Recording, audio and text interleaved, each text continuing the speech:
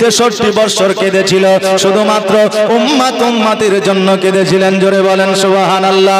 এখনো সোনার মদিনা আমার নবী উম্মতের জন্য কান্দে। কাল কিয়ামতের দিন যতক্ষণ পর্যন্ত উম্মতিকে জান্নাতে না নিয়ে যাবে, ততক্ষণ পর্যন্ত আমার নবী ইয়া হাবলি উম্মতি বলে কাঁদবে। আরে বাবা, কিয়ামতের দিনে প্রত্যেকটা বান্দাকে আমার আল্লাহ তাবারক তাআলা একটা করে উপহার দেবে। কি উপহার দেবে? মাথার মুকুট উপহার দেবে, কাউকে সোনার মুকুট দেবে, কাউকে হীরার মুকুট দেবে, কাউকে চাঁদের মুকুট দেবে, কাউকে আপনার মণিমুক্তার মুকুট দেবে। যে যেমন আল্লাহর নৈকট্য লাভ করবে তাকে সেই রকম আপনার উপহার দেওয়া হবে। আজকে যখন আমরা স্কুল কলেজে পড়ি, কোন প্রতিযোগিতায় যখন আমরা নাম দিয়ে দিই, ফার্স্ট সেকেন্ড থার্ড প্রায় তিনটে উপহার আমাদের দেয় না। আর যারা বাকি থাকে তাদেরকে সান্ত্বনা পুরস্কার দেওয়া হয়। ঠিক তেমনই এইটা হচ্ছে আমাদের পরীক্ষার হল। আমরা পরীক্ষা দেওয়ার জন্য এসেছি কার কাছে? আল্লাহর কাছে।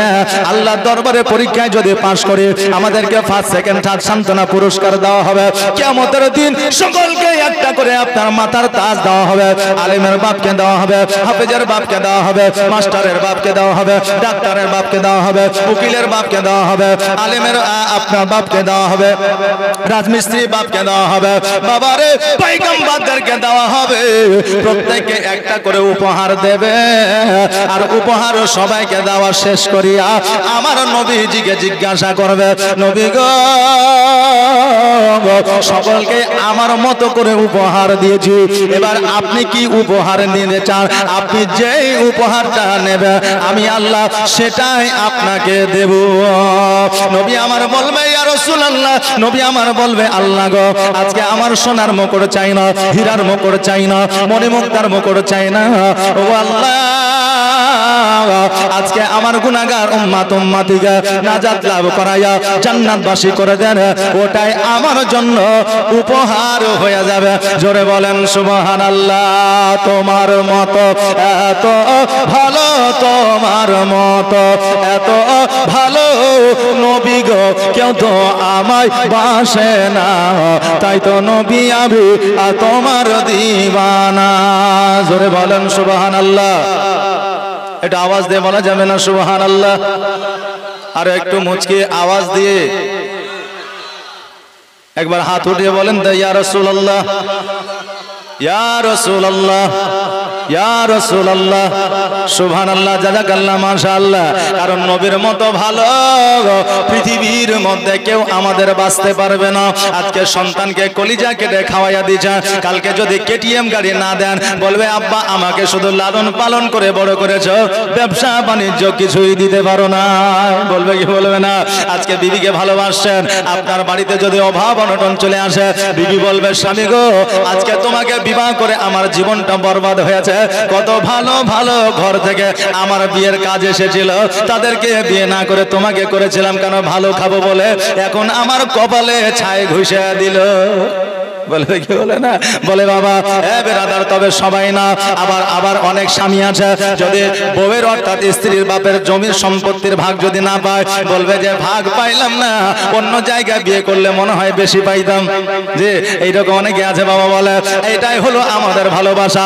বর্তমানে ভালোবাসা আমাদের অতি কম, সার্থকতাটা বেশি বেরাদার। তাই বলি নবীর মতো ভালো পৃথিবীর মধ্যে কেউ বাঁচতে পারে না, কিয়ামত পর্যন্ত পারবে না। তোমার মতো এত ভালো, তোমার মতো এত ভালো কেউ তো আমায় বাসে না, তাই তো নবী আমি তোমার দিওয়ানা, তাই তো রাসূল আমি তোমার দিওয়ানা। ও কি শুনেছে কিতাবের লেখা, নবী ছাড়াই আমার জীবন থাকা গো, নবীজিকে ভালো না বাসিলে, নবীজিকে ভালো না বাসিলে আল্লাহ পাওয়া যাবে না, তাই তো নবী আমি তোমার দিওয়ানা। তোমার মতো এত ভালো তোমার মতো এত ভালো কেউ তো আমায় বাসে না, তাই তো নবী আমি তোমার দিবানা। আল্লাহুম্মা সাল্লাল্লাহু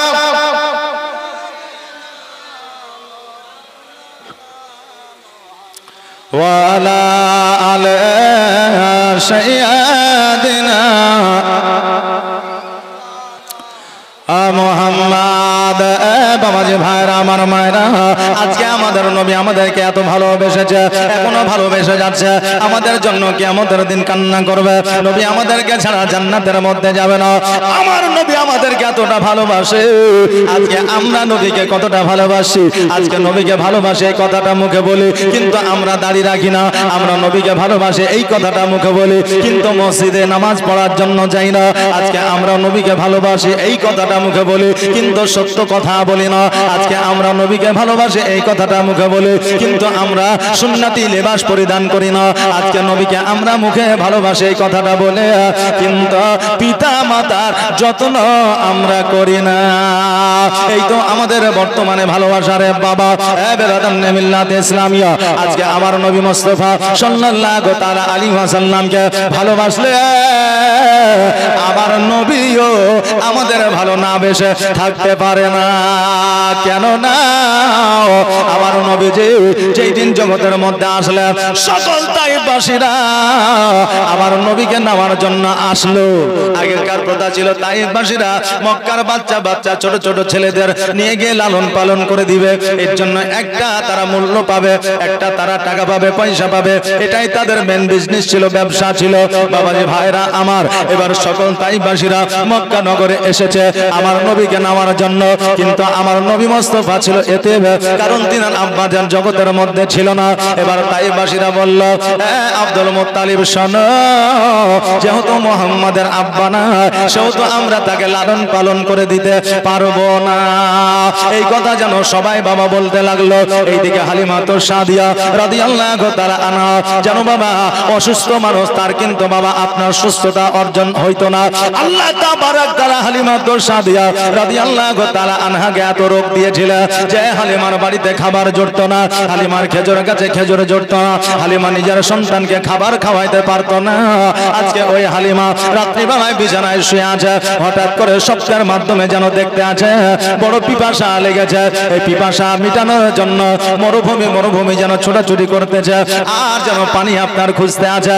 হঠাৎ করে লক্ষ্য করে দেখে আপনার পাহাড়ের ওপর থেকে ঝর্ণার নেই যেন আপনার পানি পড়তে আছে। হালিমা চড়তে চড়তে যাইয়া দুই তালুতে আপনার পানিটা লইয়া এবার পানিটা যখন পান করতে যাবে, আর একজন মুরব্বী মুখ বাড়া দাড়ি, মাথায় তার পাগড়ি, গায়ে তার জুব্বা, হালিমার হাতে হাত দিয়ে যেন পানিটা ফেলে দিল। হালিমা বলতে যে, শোনো গো, আমি এমন কি দোষ করেছিলাম, কি অপরাধ করেছিলাম, আজকে আমার হাতের পানিটা ফেলে দিলে, আজকে এত পিপাসা লেগেছে, আমার কলিজাটা যেন শুকায় যায়, আমাকে পানি কেন পান করতে দিলেন না? ওই ব্যক্তি বলে, শোনো রে হালিমা, আজকে যদি এই পানিটা তুমি পান করে না, মক্কা নগরে এমন একটা সন্তান জন্মগ্রহণ করেছে, ওই সন্তানটিকে তুমি নিয়ে আসতে পারবে না। আর এই পানিটা যদি পান না করো, ওই সন্তান তোমার কোলে আসবে, আর ওই সন্তানটা যদি একবার তোমার কোলে চলে আসে, তোমার ভাগ্যের দুয়ার খুলে যাবে, ইহ জগৎ পর জগৎ তোমার মঙ্গল হবে। জোরে বলেন সুবহানাল্লাহ। হালিমা বলতে চায়, শোনো গো, আমি একজন জীর্ণ শীর্ণ মানুষ, আমার অসুস্থতা দূর হয় না, আমার বাড়িতে আমার সন্তানকে খাবার দিতে পারি না, অতএব মক্কায় আমাকে কেউ সন্তান দেয় না। শোনো গো, আজকে মক্কায় যাব সন্তান নেওয়ার জন্য, আমি জানি সন্তান আমাকে দেবে না। ওই মুরব্বী বলে, হালিমা, যাওয়ার কাজটা হলো তোমার কোলে সন্তান দেওয়ার কাজ হলো আমার আল্লাহর। জোরে বলেন সুবহানাল্লাহ। হালিমা তো সাদিয়া রাদিয়াল্লাহু তাআলা আনহা বাড়িতে আসলেন। আসার পরে সকালবেলায় উঠে বাড়ি ঘর পরিষ্কার করে নিয়েছে। তিনার স্বামীর নাম ছিল হারিস। হারিস বলতেছে, বিবিরে, তোমার শরীরটা অসুস্থ, সকাল হইয়া সূর্য উদয় না হলে তুমি উঠতে পারো না, আজকে এত সকাল সকাল তুমি ঘুম থেকে উঠেছো, কারণটা কি? হালিমা বলতেছে, স্বামী গো, আমি রাত্রিবেলায় এমন একটা স্বপ্ন দেখেছি, আজকে ওই স্বপ্নটা যদি বাস্তবায়িত হয়ে যায়, ওই স্বপ্নটা যদি সত্য হয়ে যায়, আমাদের খাবারের অভাব থাকবে না, আমাদের খেজুরের অভাব থাকবে না, আমাদের এই পৃথিবীতে মঙ্গল হবে, পরের পৃথিবীতেও মঙ্গল হবে। বলে কি স্বপ্ন দেখেছো বলো? বলে স্বামী গো, আজকে রাত্রিবেলায় স্বপ্ন দেখেছি মক্কা নগরে এমন একটা সন্তান জন্মগ্রহণ করেছে, ওই সন্তানটিকে যদি আমরা নিয়ে আসতে পারি আমাদের ভাগ্যের দুয়ার খুলে যাবে। এবার হারিস বলতেছে বিবি রে, আজকে এমন একটা স্বপ্ন তুমি দেখেছো যে স্বপ্নটা কোনোদিনই বাস্তবায়িত হবে না। এই জন্য হবে না কারণ এর আগে আমরা অনেকবার ফিরে এসেছি, কেউ আমাদের সন্তান দেই নাই। এবার হালিমা বলতেছে স্বামী গো, আমার শেষবারের মতো রিকোয়েস্ট, আমার শেষবারের মতো আবেদন, এইবারের মতো মক্কায় চলে। আর মক্কায় যাওয়ার পরে যদি আমরা সন্তানটি পেয়ে যাই তবে আমরা সন্তানটি নিয়ে এসে লালন পালন করে দিব। আর যদি আমরা সন্তানটি না পাই তবে আমরা সন্তানটিকে নিয়ে আসবো না। আর নিয়ে আসবো না তো দূরের কথা, আমরা মক্কায় আর জীবনে কোনোদিন যাব না সন্তান নেওয়ার জন্য। এবার বিবি যখন আপনার রিকোয়েস্ট করলো, আবেদন করলো, এবার স্বামী কিন্তু বাবা মেনে নিল। এটা তার শুধু হালিমার স্বামী নয়, আজকে বর্তমানে 100-র মধ্যে 99টা স্বামী বিবি যদি একটু মিষ্টি করে আদর করে মিষ্টি হাসি দিয়ে যদি স্বামীদের কথাবার্তা বলে, ওই স্বামীরা কিন্তু রাজি হয়ে যায়, ওই স্বামীদের রাগ যেন ভেঙে যায়। আর বাবা মা বোনেদের এমনই রাগ, ওই মা বোন যদি স্বামীর প্রতি রাগ করে আপনার যতক্ষণ পর্যন্ত আই এম ভেরি সরি না বলবে ততক্ষণ পর্যন্ত তাদের রাগ ভাঙা সম্ভব নয়। যদিও রাগ না ভাঙে তো আপনার বর্ডার থেকে যেন আপনার ললিপপ নিয়ে এসে খাওয়াইতে হয়, চাউমিন খাওয়াইতে হয়, কথা বললেন না? তবে সব মায়ের বাবাজি ভাইরা কিন্তু হালিমা তো সাদিয়া রাদিয়াল্লাহু তাআলা আনহা উনি কিন্তু আপনার সুন্দর করে বুঝা দিলেন, স্বামী কিন্তু বাবা বুঝে নিলেন। এবার ওটটাকে আপনার হাঁটিয়ে আপনার মক্কা নগরের দিকে নিয়ে গেল। যাওয়ার পরে লোক করে আপনার লক্ষ্য করে দেখছে যেন সকল তাইফবাসীরা যেন আমার নবীজিকে দেখে, এই জন্য দেখে তাইফবাসীরা বলতেছে শুনরে আমরা মোহাম্মদকে নিয়ে যাব না এটা ঠিকই, কিন্তু তার চেহারা নাকি অতি সুন্দর নূরানীময় চেহারা, তার অলৌকিক নাকি দৃশ্য, অতএব তার ওই চেহারাটা আমরা দেখব, কিন্তু মোহাম্মদকে কোনোদিন আমরা লালন পালন করার জন্য নিয়ে যাব না।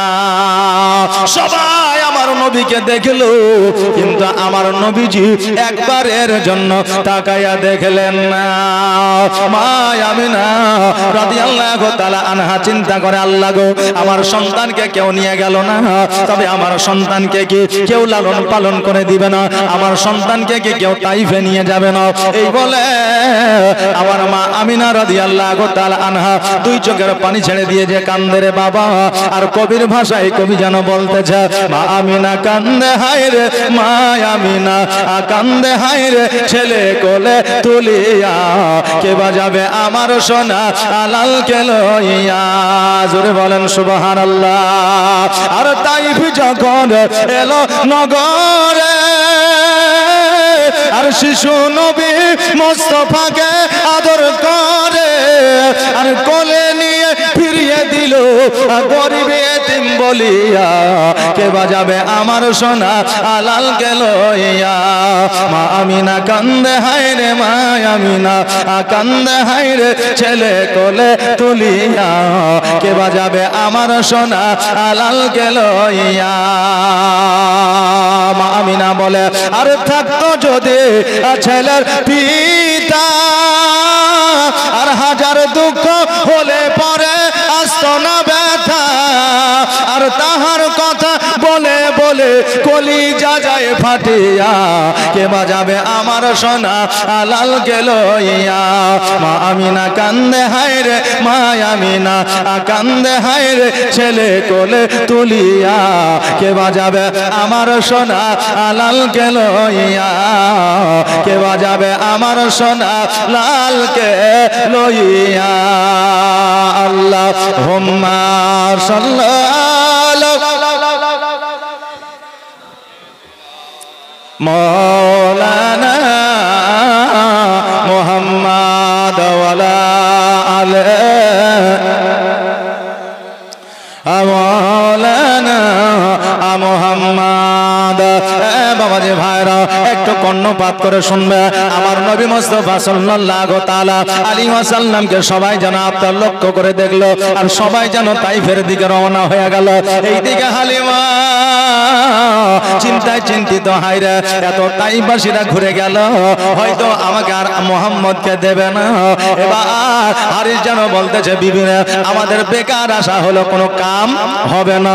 এবার গুটি গুটি পায়ে আব্দুল মুত্তালিবের কাছে পৌঁছালেন। আব্দুল মুত্তালিবের কাছে যাওয়ার পরে বলে, আব্দুল মুত্তালিব, আজকে তোমার পোতাকে আমরা নিয়ে গিয়ে লালন পালন করে দিতে চাই, যদি আমার কোলে আপনি উঠাইয়া দেন। আব্দুল মুত্তালিব বলে, হালিমা তোমাকে মক্কায় কেউ সন্তান দেয় না, এই জন্য সন্তান দেয় না কারণ তোমার বাড়িতে অভাব দূর হয় না, তোমার বাড়িতে খাবার জোটে না, তোমার নিজের সন্তানকে তুমি খাবার দিতে পারো না, আমার পোতাকে নিয়ে যাইয়া তুমি কি খাওয়াবে বলো। হালিমা বলতেছে, আব্দুল মুত্তালিব, আজকে আমি খোদার কসম করে বলি, তোমার পোতাকে যদি আমার কোলে উঠায় দেয়, আমি নিজে না খাইয়া তোমার পোতাকে খাওয়াবো, আমার নিজের সন্তানকে না খাওয়া তোমার পোতাকে খাওয়াবো, আমার নিজের সন্তানের চাইতে তোমার পোতাকে বেশি ভালোবাসা দিব, শুধু একবার আমার কোলে তোমার পোতাকে উঠে দাও। আব্দুল মুত্তালিব বললেন, শোনো গো, আজকে মা আমিনার কাছে চলে যাও, আর মা আমিনার কাছে যাওয়ার পরে মা আমিনাকে একবার বলো, মা আমিনা যদি তোমার কোলে উঠে দেয়, আমি আব্দুল মুত্তালিব বাধা দিব না।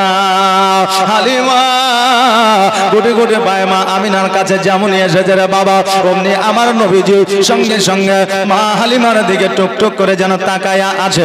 আমিনা বলতেছে, নবী গো, এত তাইফবাসীরা আসলো, সবাই তোমাকে দেখলো, তুমি কারো দিকে লক্ষ্যপাত করলে না।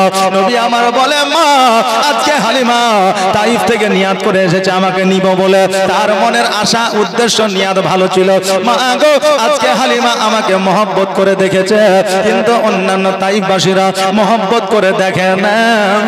ও গো মা, আজকে মা হালিমা যত মহব্বত করে আমাকে দেখেছে, আমি নবী তাকে মহব্বত না করে থাকতে পারলাম না। জোরে বলুন সুবহানাল্লাহ।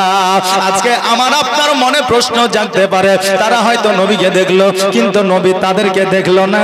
কেন দেখলো না, এই প্রশ্ন আমাদের জাগতে পারে। বাবারে, দলিলের মধ্যে এসেছে, হাদিসের মধ্যে এসেছে, আমার নবীকে যে এক নাজারা একবার যে দেখে নিয়েছে, এক ঝলক যার চোখে পড়ে গেছে, তার জন্য জাহান্নামের আগুন হারাম হয়ে গেছে।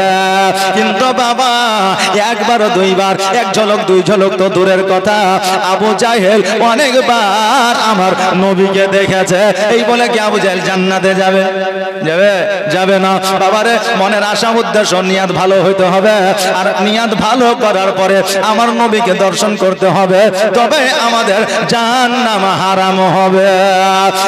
বাবা যে ভাইরা, আমার মায়েরা, যেটা বলতেছিলাম, আমিনা বলতেছে, হালিমা তোমার বাড়িতে খাবার জুটুক আর না জুটুক, আমার নবী যখন তোমার দিকে তাকিয়েছে, আমি তোমার কোলে আমার সন্তানকে উঠাইয়া দিব। হালিমা তো সাদিয়া রাদিয়াল্লাহু তাআলা আনহা যেন খুশি হয়ে গেলেন। বাবা, এবার আমার আমিনা বলতেছে, হালিমা শোনো, তোমার মুখটা বড় শুকনা লাগতেছে, তুমি কোন হারে আছো? হালিমা বলতেছে, এক সপ্তাহ ধরে পেটে কোনো খাবার যাই না। সঙ্গে সঙ্গে আমিনা আমার নবীজিকে মা হালিমার কোলে উঠে দিলেন, আর ঘরের মধ্যে গেলে যাওয়ার পরে দুইটা খেজুর নিয়ে এসে আমার হালিমার হাতে উঠে দিলেন। আমার হালিমা ওই খেজুর দুইটা না খাইয়া আঁচলের মধ্যে যেন বাঁধতে আছে। এবার বাবা, আমার আমিনা বলতেছে, হালিমা খেজুর দুটা তোমাকে খাবার জন্য দিলাম, কিন্তু তুমি আঁচলের মধ্যে বাঁধতেছ, কারণটা কি? হালিমা বলতেছে, বোন আমিনা, আজকে শুধু আমি ক্ষুধার্ত নয়, আমার সন্তান ক্ষুধার্ত আছে, আমার স্বামী ক্ষুধার্ত আছে। ও আমিনা, আমার সন্তানকে আমি ক্ষুধার্ত রাখিয়া আমি মা হইয়া আমি কেমন করে খেজুর খাইতে পারি? শুধু হালিমায় নয় রে বাবা, পৃথিবীর মধ্যে কোনো মা না যেই মা সন্তানকে ক্ষুধার্ত রাখিয়া খাইতে পারবে। সন্তানকে খাবার দিয়া আগে সন্তানকে খাওয়ায়, তারপরে আপনার মা বাবা খায়। বর্তমানে বাচ্চারা খাবার খেতে চায় না, শুধু মোবাইল আর মোবাইল, মোবাইলে কার্টুন দেখতে চাই, এইরকম অনেক বাচ্চা আছে না নাই রে বাবা? আছে। মোবাইলে কার্টুন দেখে বাচ্চা খাবার খাইতে চাই না। তো মায়ের যদি মহব্বত বাচ্চার প্রতি না থাকতো, বাচ্চা খাক আর না খাক এইরকম যদি ফিলিংস থাকতো, তাহলে বাচ্চা কার্টুন দেখতে থাকতো, মা খাবার খেয়ে নিত। কিন্তু না না, মোবাইল দিয়ে হোক, টাকা দিয়ে হোক, বুঝায় হোক, ওই সন্তানকে মা খাবারটা খাওয়ায়, তারপরে মা তৃপ্তি পায়, মা শান্তি পায়। যতক্ষণ পর্যন্ত বাচ্চা খাবার না খায়, ততক্ষণ পর্যন্ত মা শান্তি পায় না। কোন মা সন্তানকে ক্ষুধার্ত রাখিয়া খাইতে পারে না। আমি না বলতে চাইলে মা তুমি আগে বলবা না, আমি তোমাকে আরো খেজুর দেব। ঘরের মধ্যে গেলে আরো 4টা খেজুর নিয়ে আসলে, টোটাল 6টা খেজুর দিলে। ওই টোটাল 6টা খেজুর নিয়ে হালিমা যেন আঁচলের মধ্যে বেঁধে নিলে। এখন আমার আপনার প্রশ্ন হইতে পারে, হুজুর 6টা খেজুরে কে মানুষের পেট পূরণ হয়? আমি বলবো বাবা রে, তখনকার আমলে একটা খেজুর খাইলে সারাদিন খিদে লাগতো না। এই খেজুরের এত পাওয়ার ছিল বাবা। আপনি বলবেন সেটা কেমন করে হয়? আজকে থেকে 20 বছর আগে আমাদের এলাকার মানুষেরা ছাতু খাইতো, বাড়িতে ছাতু তৈরি করতো, খাইতো না? এখন বাবা বাড়িতে খাই না, মডার্ন হয়েছে মানুষ। এই জন্য বাজারে, মাঠে, বাজারে আর শহরে যাইয়া আপনার 10 টাকা 20 টাকা গ্লাস কিনে খায় ছাতুর আটা, তারপরে আপনার হচ্ছে ছোলার ছাতু, তারপরে আপনার হচ্ছে জবের ছাতু কিনে খায়, বাড়িতে আর বানিয়ে খাই না। কারণ এখন মা বোনেরা এত ভদ্র হয়ে গেছে রে, যে আমার মা বোনেদের যদি একটু টাপ, যদি একটু কষ্টকর খাবারের যদি তৈরি দা অর্ডার দেওয়া হয়, বলে আমি পারবো না, তুমি নিজে রান্না করে লাও। কথা বুঝলেন না? হ্যাঁ বাবা জি ভাইরা, আজকে বর্তমানে এইরকম পরিস্থিতি এসে গিয়েছে রে বাবা। এমন একটা দিন আসবে যেই দিনটা কিয়ামতের আলামত আমার নবী বলে গিয়েছে। বাবারা, আগের যুগে আমরা যখন সকালবেলায় ছাতু খেয়ে নিতাম, সারাদিন খিদা লাগতো না, শুধু পিপাসা লাগতো, নাকি বলেন? যে সারাদিন পিপাসা লাগতো, ক্ষুধা লাগতো না। আর যখন পিপাসা লাগতো, পানিটা পান করতাম, আমাদের পেট পূরণ হয়ে যাইতো। ওই রকম তখনকার আমলে খেজুরের পাওয়ার ছিল। একটা খেজুর খাইলে শুধু পিপাসা লাগতো, পানি খেলে পেট পূরণ হয়ে যাইতো। আর 2টা খেজুর তো বেশি মা আমিনা দিয়েছিল। জোরে বলেন সুবহানাল্লাহ। আজকে বলবেন হুজুর গো, আমরা তো আরবের খেজুর খাই, ওই খেজুরে তো পাওয়ার নাই। আজকে বহরমপুর শহরে চলে যান, দেখবেন আজওয়া নামে একটা খেজুর পাওয়া যায়, 2200 টাকা প্যাকেটের দাম নেয়। কিন্তু বাবা ওটা আজওয়া খেজুর নয়, ওটা হচ্ছে খাজওয়া খেজুর। কোথাকার খেজুর ওই জায়গায় কোনো প্রমাণ নাই, শুধু স্ট্যাম্প দিয়ে আরবিয়ান লিখে দিয়েছে, কিন্তু আসলে প্রমাণ করতে গেলে আরবিয়ান নয়। ওই আজওয়া খেজুরের এত পাওয়ার হাদিস শরীফের মধ্যে এসেছে, আমার নবী বলে দিয়েছে 2টা খেজুর সকাল বেলায় যদি খালি পেটে খেয়ে না হয়, আর বিষাক্ত সাপেও যদি দংশন করে দেয়, ওই খেজুরের পাওয়ারে সমস্ত বিষ পানি হয়ে যাবে, কিন্তু খেজুরের বাদৌলতে সে বিষে আক্রান্ত হবে না। জোরে বলেন সুবহানাল্লাহ। এত খেজুরের পাওয়ার রে বাবা। আর বর্তমানে আমরা যে খেজুরগুলা খাই, ওই খেজুরগুলা খেলে আমাদের কিডনিতে ইফেক্ট পড়ে, আমাদের সুগার বেড়ে যায়, প্রেসার বেড়ে যায়, ভালোর জায়গায় খারাপটা বেশি হয়ে যায়, নাকি বলে? বেরাদারনে মিল্লাত ইসলামিয়া মূলত আরবিয়ান যে খেজুর আমরা সেটা পাই না রে বাবা, কিন্তু আরবিয়ান খেজুর বলে আমরা চালিয়ে দিই। আমার নবী বলেছে মিষ্টান্ন খাবার খাওয়া হলো সুন্নাত, শুধু সুন্নাত বলেছে, এটা শুধু জানে, কিন্তু কেমন করে খাওয়া সুন্নাত এইটা জানে না। এবার বাবা মিষ্টির দোকানে গেছে, তেলে ভাজা পুরি খেয়ে নিল, বলে লাস্টে 2টা মিষ্টি খাইতে বলে, কেন বলে এটা খাওয়া সুন্নাত। কথা বললেন না? জীবনে নামাজ পড়ে না, আর বড় বড় মেয়েদের মতো চুল রেখে দিয়েছে, বলছে রে বাবরি কাট সুন্নাত কাটে রাখতে হবে। যুবক ছেলেরা বুঝতে পারলে বাবারে, অন্যদিকে কান্নায় এই দিকে বড় আসা। আজকে আমাদের লক্ষ্য অন্যরকম হয়ে গেছে। আজকে বেরাদার, যেটাতে আমাদের ক্ষতি সেইটা আমরা বেশি করছি। সুন্নাত আমরা এটা জানি, কিন্তু অন্য কিছু জানি না, অন্যদিকে আমরা লক্ষ্যপাত করি না। হ্যাঁ বাবাজি ভাইরা, তখনকার আমলে খেজুরের পাওয়ার এমন ছিল, একটা খেজুরকে ইমাম হাসান ও হোসাইনকে অর্ধেক করে দিয়েছে। এই জন্য ইমাম হাসান হোসাইন এক সপ্তাহ ধরে নানার কাছে কোনো খাবার চাই নাই। ওই খেজুরের এত পাওয়ার ছিল, জোরে বলেন সুবহানাল্লাহ। আল্লাহর ফেরেশতারা একটা আপেল আমার নবীকে দিয়ে গিয়েছিলেন। কেন দিয়ে গিয়েছিলেন? ইমাম হাসান ও হোসাইন ওনারা কান্না করতেছিলেন, হুজুর গো আমরা আপেল খাবো। এখন নবী আমার বলছে, হোসাইন এটা তো আপেলের সিজন নয়, আপেলের মৌসুম নাই। এখন আমাদের ভারতবর্ষ কেন সারা পৃথিবীতে যখন যেটা চাই তখন সেটাই কিন্তু পাওয়া যায় নাকি? এখন অনেকেই আপনার সংরক্ষণ করে রাখছে। এখন আপেলের সিজন নাই কিন্তু আপেল পাবেন। মৌসুমীর সিজন এখন অল্প দামে মৌসুমী পাচ্ছে, আর কিছুদিন পরে মৌসুমী সিজন থাকবে না, কিন্তু অ্যাভেলেবল মৌসুমী পাওয়া যাবে না, পাওয়া যাবে না। কারণ এখন কোম্পানি বলেন সরকার বলেন আপনার ওটাকে আপনার রেখে দিচ্ছে কোনো আপনার জায়গাতে, পরবর্তীতে বিক্রি করছে। কিন্তু বাবা তখন তো সংরক্ষণ করার কোনো আপনার জায়গা ছিল না। এই জন্য মৌসুম যখন থাকতো, সিজন যখন থাকতো তখন পাওয়া যেত। হোসেন বলে না না গো, আমি ওইটা জানি না, আমি আপেল খেতে চেয়েছি, আমাকে আপেল দিতে হবে। আমার ইমাম হোসেন একটু জেদি ছিল রে বাবা, কিন্তু আমাদের মতো জেদি ছিল না যে আমার আগে কেটিএম বাইক কিনে দিতে হবে, এরকম যদি ছিল না। হ্যাঁ বাবাজি ভাইরা, এবার আল্লাহর ফেরেশতারা জান্নাত হইতে একটা আপেল নিয়ে এসে দিল।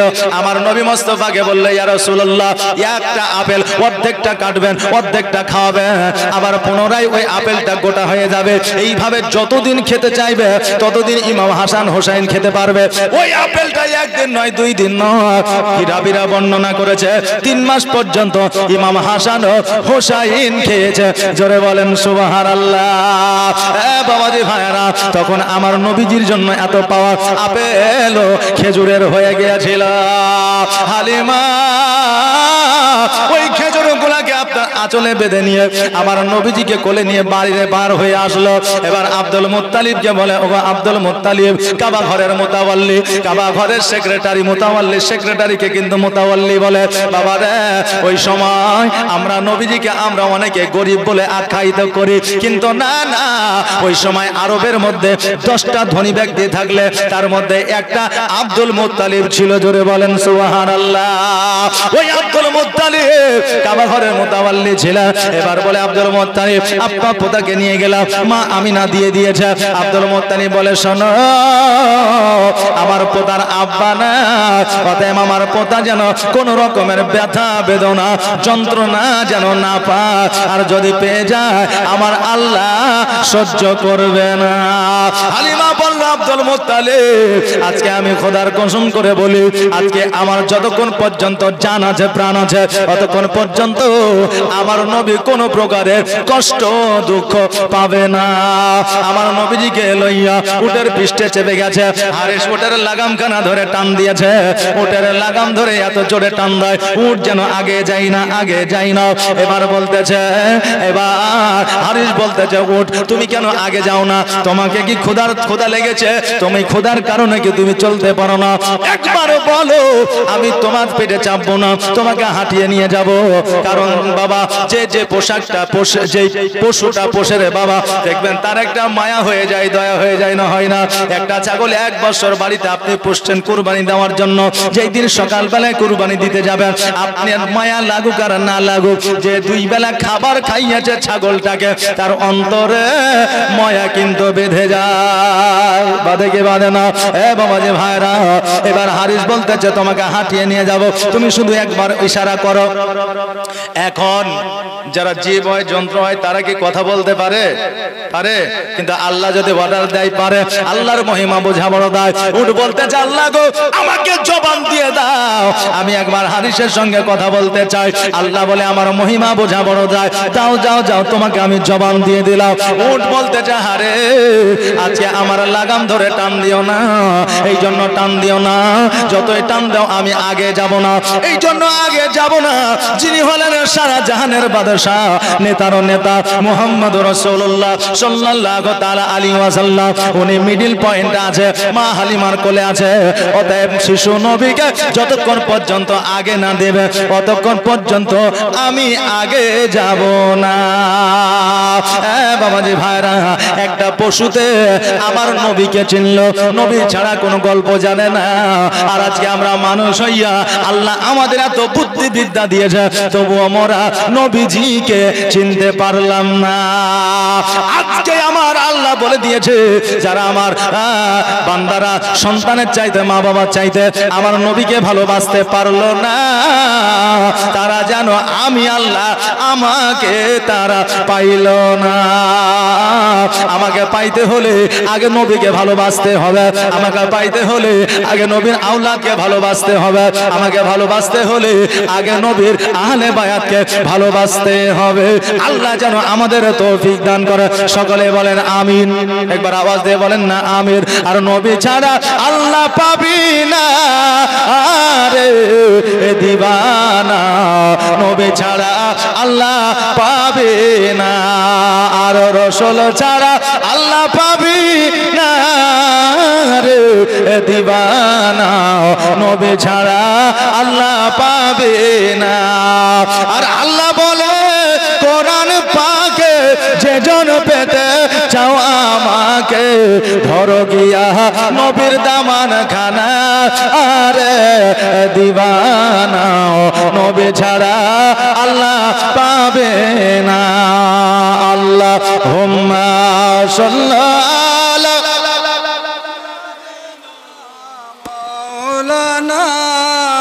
মুহাম্মাদ ওয়া আলা আলি সাইয়্যিদিনা মাওলানা মুহাম্মদ।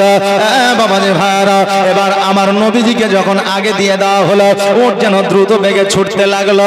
হালিমা বলতেছে, স্বামী গো, উট এত জোরে চলতেছে, যদি কোনো রকম ভাবে অ্যাক্সিডেন্ট হয়ে যায়, যদি আমরা মরুভূমিতে পড়ে যাই, বাচ্চার যদি কোনো ক্ষতি হয়ে যায়, আমাদের মক্কায় আর কেউ সন্তান দেবে না। স্বামী গো, দয়া করে উটকে আস্তে চলার জন্য বলে। এবার হারিস বলল, উট আস্তে চলো। উট বলতে যে, শোনো গো হারে, আজকে তাইফবাসীরা আমার নবীকে না লইয়া আগে চলে গেছে। আমি খোদার কসম করে বলি, ওই তাইফবাসীদের আগে যতক্ষণ পর্যন্ত না যাব, ততক্ষণ পর্যন্ত আমি আস্তে চলবো না।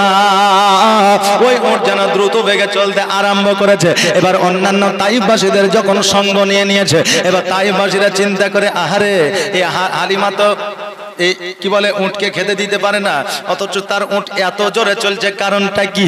এবার মস্করা করে বলতে আছে যে, এ হালিমা, আজকে তোমার উটকে কি খাইয়েছো? একটা মাস্টার, ডাক্তার, উকিল, হাকিম, তারপরে যে আপনার গরিব ছিল, হঠাৎ করে বড় লোক হয়েছে, দুটো পয়সা হয়েছে, বুঝলেন না, তারা যদি আপনার বাইক নিয়ে বের হয়, তাহলে বলবে বাপ রে, উন্নতি ভালোই করেছে রে।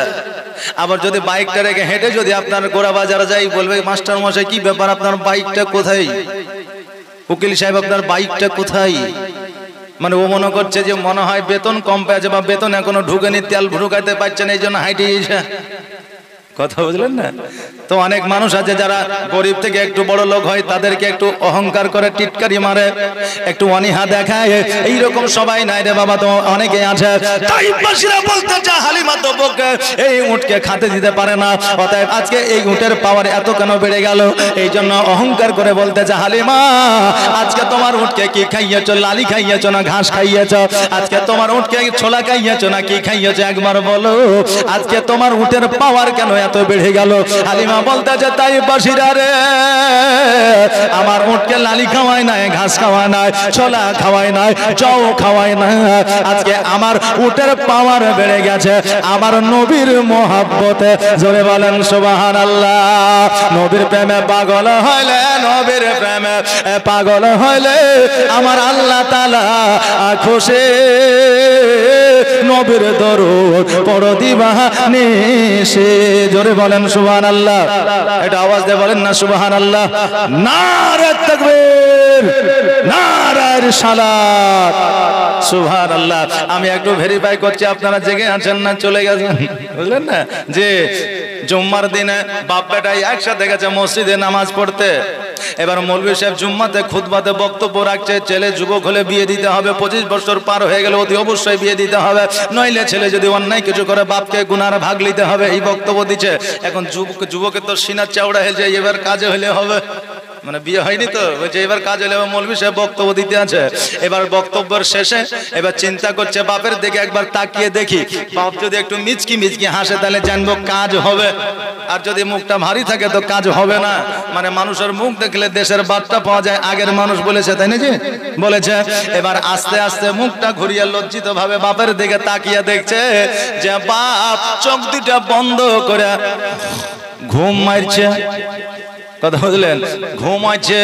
এখন বলছে মৌলভী সাহেব যে ওয়াজ করলো সেটাও বাতিল, আমার আশা আকাঙ্ক্ষাটাও বাতিল, মানে কোনো তো কাম হবে না। মৌলভীর বকা হইলো আর আমার একটু সাময়িক আনন্দ নেওয়া হইলো। কথা বললেন না? কারণ বাপ তো শুনলো না। তা আমি যে 2 ঘন্টা আপনাদের কাছে বললাম, এটাতে আপনি যদি ঘুমিয়ে যান তাহলে আমার বকাই হলো, আর কমিটির লোকেরা এত সুন্দর করে জান্নাতি যে শোভা সাজিয়েছে এই শোভাটাও বৃথা হইলো। এই জন্য আপনারা চেতনা আছেন না, একটু ঘুমিয়ে গেছেন, এই জন্য আপনাদের ভেরিফাই করার জন্য একটু নারা লাগালাম। তবে নারা লাগালে ইমানি জাজবা বাড়ে। একবার আওয়াজ দিয়ে বলেন তো, নারে তাকবীর, নারে রিসালাত, সুবহানাল্লাহ, জাযাকাল্লাহ, মাশাআল্লাহ। কি বলছে? নবীর প্রেমে পাগল হইলে, নবীর প্রেমে পাগল হইলে আমার আল্লাহ তাআলা খুশি। নবীর দরুদ পড়ো দিবানে সে, নবীর দরুদ পড়ো দিবানে সে, নবীর প্রেমে পাগল হইলে, নবীর প্রেমে পাগল হইলে আমার আল্লাহ তাআলা খুশি। নবীর দরুদ পড়ো দিবানে সে, ও কি নবীর প্রেমে পাগল হইলে আমার আল্লাহ তাআলার দিদার মিলে গো। থাকো যদি যদ বাহালে, থাকো যদি যদ বাহালে হইয়া প্রেম ও দাসে, নবীর দরুদ পড়ো দিবানে সে, নবীর প্রেমে পাগল হইলে, নবীর প্রেমে পাগল হইলে আমার আল্লাহ তাআলা খুশি। নবীর দরুদ পড়ো দিবানে সে, নবীর দরুদ পড়ো দিবানে সে। আল্লাহুম্মা সাল্লি আলা সাইয়্যিদিনা মাওলানা মুহাম্মাদ ওয়া আলা আলি সাইয়্যিদিনা মাওলানা মুহাম্মাদ। বাবারে ভাইরা, আমার মায়েরা, এইদিকে খাদিজা, এইদিকে হালিমা তো সাদিয়া রাদিয়াল্লাহু তাআলা আনহা, উনি যেন তায়েফের কাছ দিয়ে পাশ হয়ে নিজের বাড়ির দিকে যেন চলতে আরম্ভ করলেন। বাড়ির মধ্যে যখন প্রবেশ করতে যাবে দেখছে যেন যে খেজুর গাছে খেজুর ধরতো না, ওই খেজুর গাছে খেজুর ধরে পেকে পেকে জমিনের মধ্যে পড়ছে। জোরে বলেন সুবহানাল্লাহ। হালিমা যেন খুশি হয়ে গেছে। হালিমা তো সাদিয়া রাদিয়াল্লাহু তাআলা আনহা, ওনার মনটা যেন আত্মহারা হয়ে গেছে। বাড়িতে ঢোকার পরে দেখছে যেন যে ছাগল বকরিদের দুগ্ধ দিত না, ওই ছাগল বকরিতে যেন দুগ্ধ দিতে আরম্ভ করেছে। আকাশের দিকে তাকায়া দেখে যে আল্লাহর তরফ থেকে হালিমার বাড়িতে যেন রহমত বর্ষিত হইতে আছে। হালিমা বলতেছে, স্বামী গো, আজকে আমার স্বপ্নটা বাস্তবায়িত হয়েছে, আজকে আমার স্বপ্নটা সত্য হয়েছে। ওগো স্বামী, আজকে আমি যে স্বপ্নটা দেখেছিলাম ওই স্বপ্ন দেখিয়া যদি মক্কা নগরে না যাইতাম, আজকে আমার বাড়িতে আমার আল্লাহ রহমত বর্ষিত করত না। কিন্তু বাবারে, সবার স্বপ্ন কিন্তু সত্য হয় না। সবার স্বপ্ন কি সত্য হয়? কিন্তু যারা মুমিন হয়, মুত্তাকিন হয়, সালেহীন হয়, সালেহা হয়, তাদের স্বপ্ন কখনো মিথ্যা হয় না। আমরা ঘুমের মাধ্যমে দেখতে আছি যে আমরা চলে গেছি নদীর ধারে গোসল করতে গিয়ে সোনার একটা পাতলা তুলে নিয়ে এসেছি। সকালবেলায় ঘুম থেকে উঠে দেখছি যে কোদল আর আপনার বালতি নিয়ে আবার মনীষ খাটতে যেতে হবে। কথা বললেন না? মানে স্বপ্নের সঙ্গে আমাদের কোনো মিল নাই। এবার দেখবেন বাচ্চা কালে অনেকে স্বপ্নের মাধ্যমে দেখে যে বাথরুমে পেশাব করছি, কিন্তু সকালবেলায় উঠে দেখে বিছানায় পেশাব করে যায়। হয় কি হয় না? হয় রে বাবা। এক হাজী সাহেব বাবা বুড়া হয়ে গেছে, তবুও বাবা বিছানায় পেশাব করে।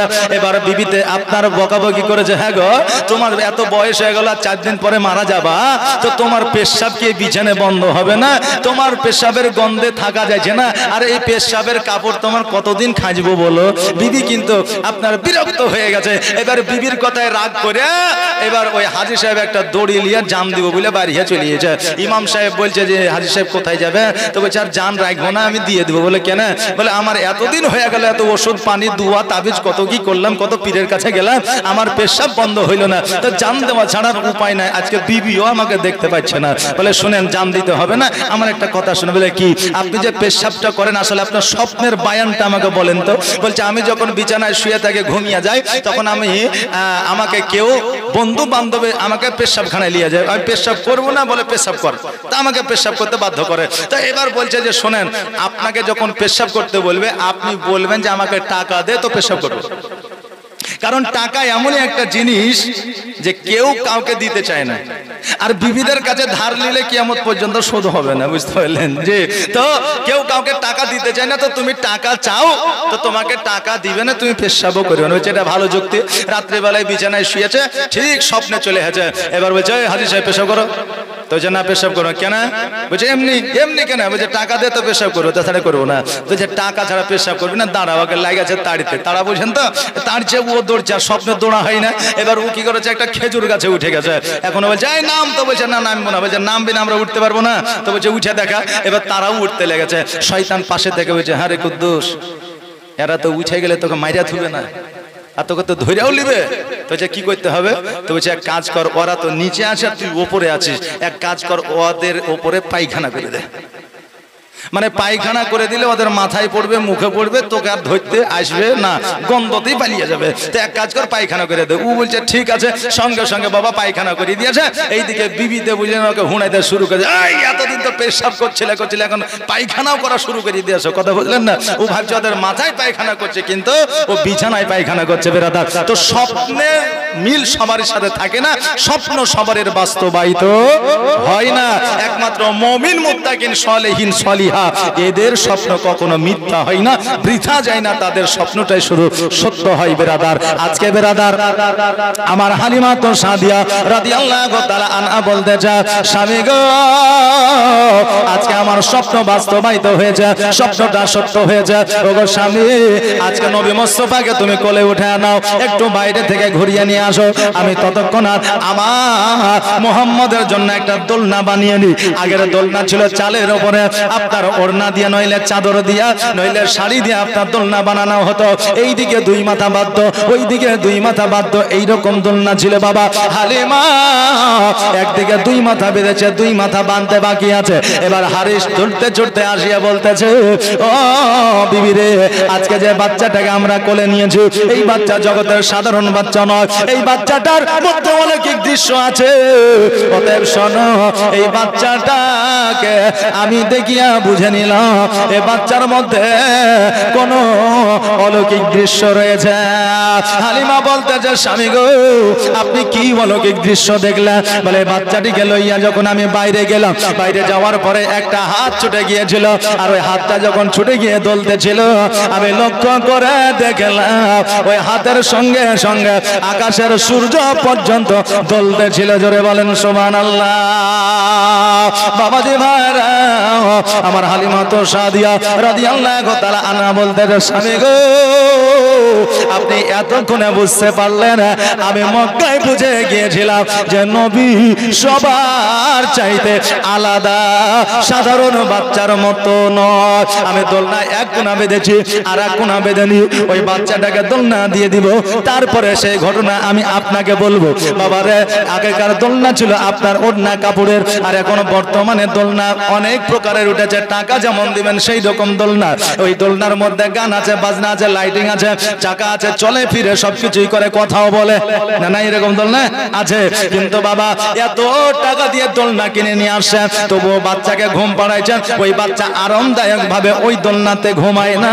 কিন্তু আগের মায়েরা আপনার ওই চাদরের দোলনাটা বানিয়ে দিত, আর বাচ্চাকে শোয়ে দিয়ে দোলনাটা দিয়ে দিত।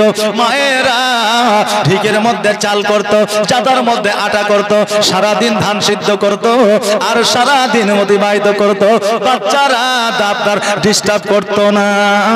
এখান থেকে বোঝা যায় যে এত টাকার দোলনা দিয়েও শান্তিতে ঘুমাই না বাবারে, লক্ষ টাকার কোটি টাকার দোলনাতে যে শান্তি না, একটা মায়ের আঁচলে তার চাইতে হাজার গুণ বেশি শান্তি আছে। জোরে বলেন সুবহানাল্লাহ। মায়ের আঁচলের দাম পৃথিবীর কেউ দিতে পারে না, কিয়ামত পর্যন্ত দিতে পারবে না। হালিমা বলতেছে স্বামী গো, আমি যখন মক্কা নগরে গিয়েছিলাম বাচ্চাটাকে আনার জন্য, তখন ওই বাচ্চাটাকে আমার কোলে যখন উঠায় দিয়েছিল, আমি যখন বাচ্চাটাকে আমার নিজের দুগ্ধ পান করাইলাম, খোদার কসম করে বলি আমার শরীরে যে অসুস্থতা ছিল সমস্ত অসুস্থতা দূর হয়ে গিয়েছে। ওগো স্বামী, বাচ্চাটা এত বুদ্ধিমান যে আমার আরেকটা বাচ্চা আছে, এই দুধ ভাই আছে বলে ওই মুহাম্মদ সাল্লাল্লাহু তাআলা আলাইহি ওয়াসাল্লাম একটা স্তন পান করেছে, দ্বিতীয় স্তন পান করে নাই। জোরে বলে সুবহানাল্লাহ। দাই হালিমা তোমার কোলে কে এসেছে দেখো না, জোরে বলেন সুবহানাল্লাহ।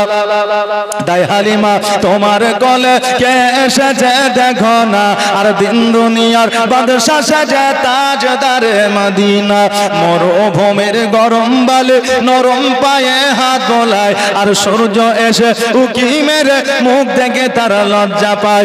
মরুভূমির গরম বালি নরম পায়ে হাত বোলায়, আর সূর্য এসে উকি মেরে মুখ দেখে তারা লজ্জা পায়। চাঁদের মতো চাঁদ পেয়ে, চাঁদের মতো চাঁদ পেয়ে আর আমি না রইলে না, দিন দুনিয়ার বাদশা সাজে তাজদারে মদিনা। তাই হালিমা তোমার কোলে কে এসেছে দেখো না, দিন দুনিয়ার বাদশা সাজে তাজদারে মদিনা। মেঘ মাথায় ছায়া করে, মেঘ এসে ছায়া করে মোর নবীজির মাথাতে, সাপ এসে হাওয়া করে দয়ার নবীর গায়েতে। তাকিয়ে দেখেন দয়ার নবী, তাকিয়ে দেখেন দয়ার নবী, রহমতের খাজানা, দিন দুনিয়ার বাদশা সাজে তাজদারে মদিনা। এ বেরাদার, হালিমা যখন স্বামীকে সবকিছু বললেন, স্বামী বুঝতে পারলেন, বিবিও বুঝতে পারলেন, অতএব তারা আলোচনা করে নিল এই বাচ্চাটাকে হাত ছাড়া করা যাবে না, আমরা সব চাইতে বড় রত্ন পেয়েছি। জোরে বলেন সুবহানাল্লাহ। হালিমা বর্ণনা করেছে ওই দোলনাটা আমি সন্ধ্যাবেলায় দলিয়ে দিতাম, আর যখন আমি মধ্যরাত্রিতে ইস্তেঞ্জা করার জন্য উঠতাম, তখন আমি লক্ষ্য করে দেখতাম আমার নবীজি আকাশের দিকে তাকায়া মিচকি মিচকি হাসতেন, আর কারো সঙ্গে যেন কথা বলতেন, আর দোলনাটা যেন দোলতেই থাকতো। জোরে বলেন সুবহানাল্লাহ। এ বাবাজি ভাইরা, আজকে নবীর সঙ্গে তুলনা কারো হবে না, আজও হয়নি, কিয়ামত পর্যন্ত হবে না, কারণ আমার নবী হলো আলা, সারা জাহানকে করেছে উজালা। আজকে হিন্দু জৈন খ্রিস্টান ইহুদি নাসারা আমার নবী যে কোনো রকমের বিভেদ করে নয়, প্রত্যেকটা মানুষকে বাবা হেল্প করেছে, সহযোগিতা করেছে। কেন না, হালিমার বাড়ি থেকে যখন মক্কা নগরে আমার নবী মুস্তাফাকে নিয়ে হালিমা যখন আসতেছিল, ওই মধ্যপথে একটা মন্দির পেয়েছিল। আগের যুগে মানুষ সূর্য পূজা করত, গাছ পূজা করত, চন্দ্র পূজা করত, তারা পূজা করত, অগ্নি পূজা করত, পাথর পূজা করত, এই রকম ছিল বাবা। ওই সময়তে মূর্তি পূজা করা একটা মধ্য মক্কা থেকে তাইফের মধ্যে মধ্য পয়েন্ট একটা আপনার মন্দিরের মতো ছিল, যে জায়গায় শত শত মূর্তি ছিল, যেখানে কোনো গ্রাম ছিল না, শহর ছিল না, বাড়ি ছিল না, শহর গ্রামের মানুষেরা ওই জায়গায় বৎসরে একবার আসতো। ওই জায়গা দিয়ে, ওই পথ দিয়ে আমার নবীজি যাইতেছিল। আমার নবীজির মনের মধ্যে একটা চিন্তা জাগলো, আল্লাহ গো, এই ফাঁকা খালি জায়গার মধ্যে একটা ঘর আছে, না জানি এই ঘরের মধ্যে কি আছে। বাচ্চাদের জানার বিষয় থাকে না, থাকে না? বাড়িতে যার 5 বছর 6 বছরের বাচ্চা আছে, দেখবেন জালিয়া মারে, বলে মারে না, আব্বু এটা কি? বলে এটা হচ্ছে পিস্তল। বলে কেমন পিস্তল? খেলনা পিস্তল। বলে লাইট কেন জ্বলছে না, গুলি কেন বের হয়েছে না, তারপরে ব্যাটারি কি নাই। মানে আপনার চাইতে আমার চাইতে ওরা এখন ইন্টেলিজেন্ট, কারণ মোবাইল দেখে এখন তারা হিন্দি বুঝে, আমরা এখনো পর্যন্ত হিন্দি বুঝি না। কথা বুঝলেন না? হিন্দি বুঝতে পারলেও বলতে পারি না, কিন্তু তারা হিন্দি সব বুঝে, মানে কার্টুন দেখে দেখে তাদের হ্যাবিট হয়েছে। শুধু আমার পরিবারে নয়, আপনার পরিবারও আছে। এখন এইরকমই হয়ে গেছে। আজকে আমি যদি মোবাইল না দিই, তার দিদির কাছে পাচ্ছে, তার দিদির কাছে না পেলে তার দাদার কাছে পাচ্ছে, না হলে তার কাকুর কাছে পাচ্ছে। কথা বললেন না? যেখানে পাচ্ছে সেখানে আর তাদেরকে মহব্বতে দিচ্ছে। মোবাইল তার ভাতিজিকে দিবে, কিন্তু আপনাকে আমাকে দিবে না। কথা বললেন না? এটা মহব্বতে দিচ্ছে। কিন্তু এই ছেলেরা আপনার বরবাদ হয়ে যাচ্ছে, মেয়েরা বরবাদ হয়ে যাচ্ছে। এটা দোষ কাদের? আমাদের, তাই না? এখন আমরা অনেকে দোষারোপ করি যে বিজ্ঞানের দোষ, এই মোবাইল শুরু করলো আর জাহানটাকে শেষ করে দিল, বলে কি বলে না? কিন্তু বাবা, বিজ্ঞান যে জিনিস তৈরি করে সে কোনোদিন মানুষের খারাপের জন্য তৈরি করে না, ভালোর জন্য তৈরি করে। কিন্তু সেটাকে আমরা অপব্যবহার করি। আমাদের মন মানসিকতা ভালো নয়, তাই জন্য আমরা খারাপ ভাবে ব্যবহার করি।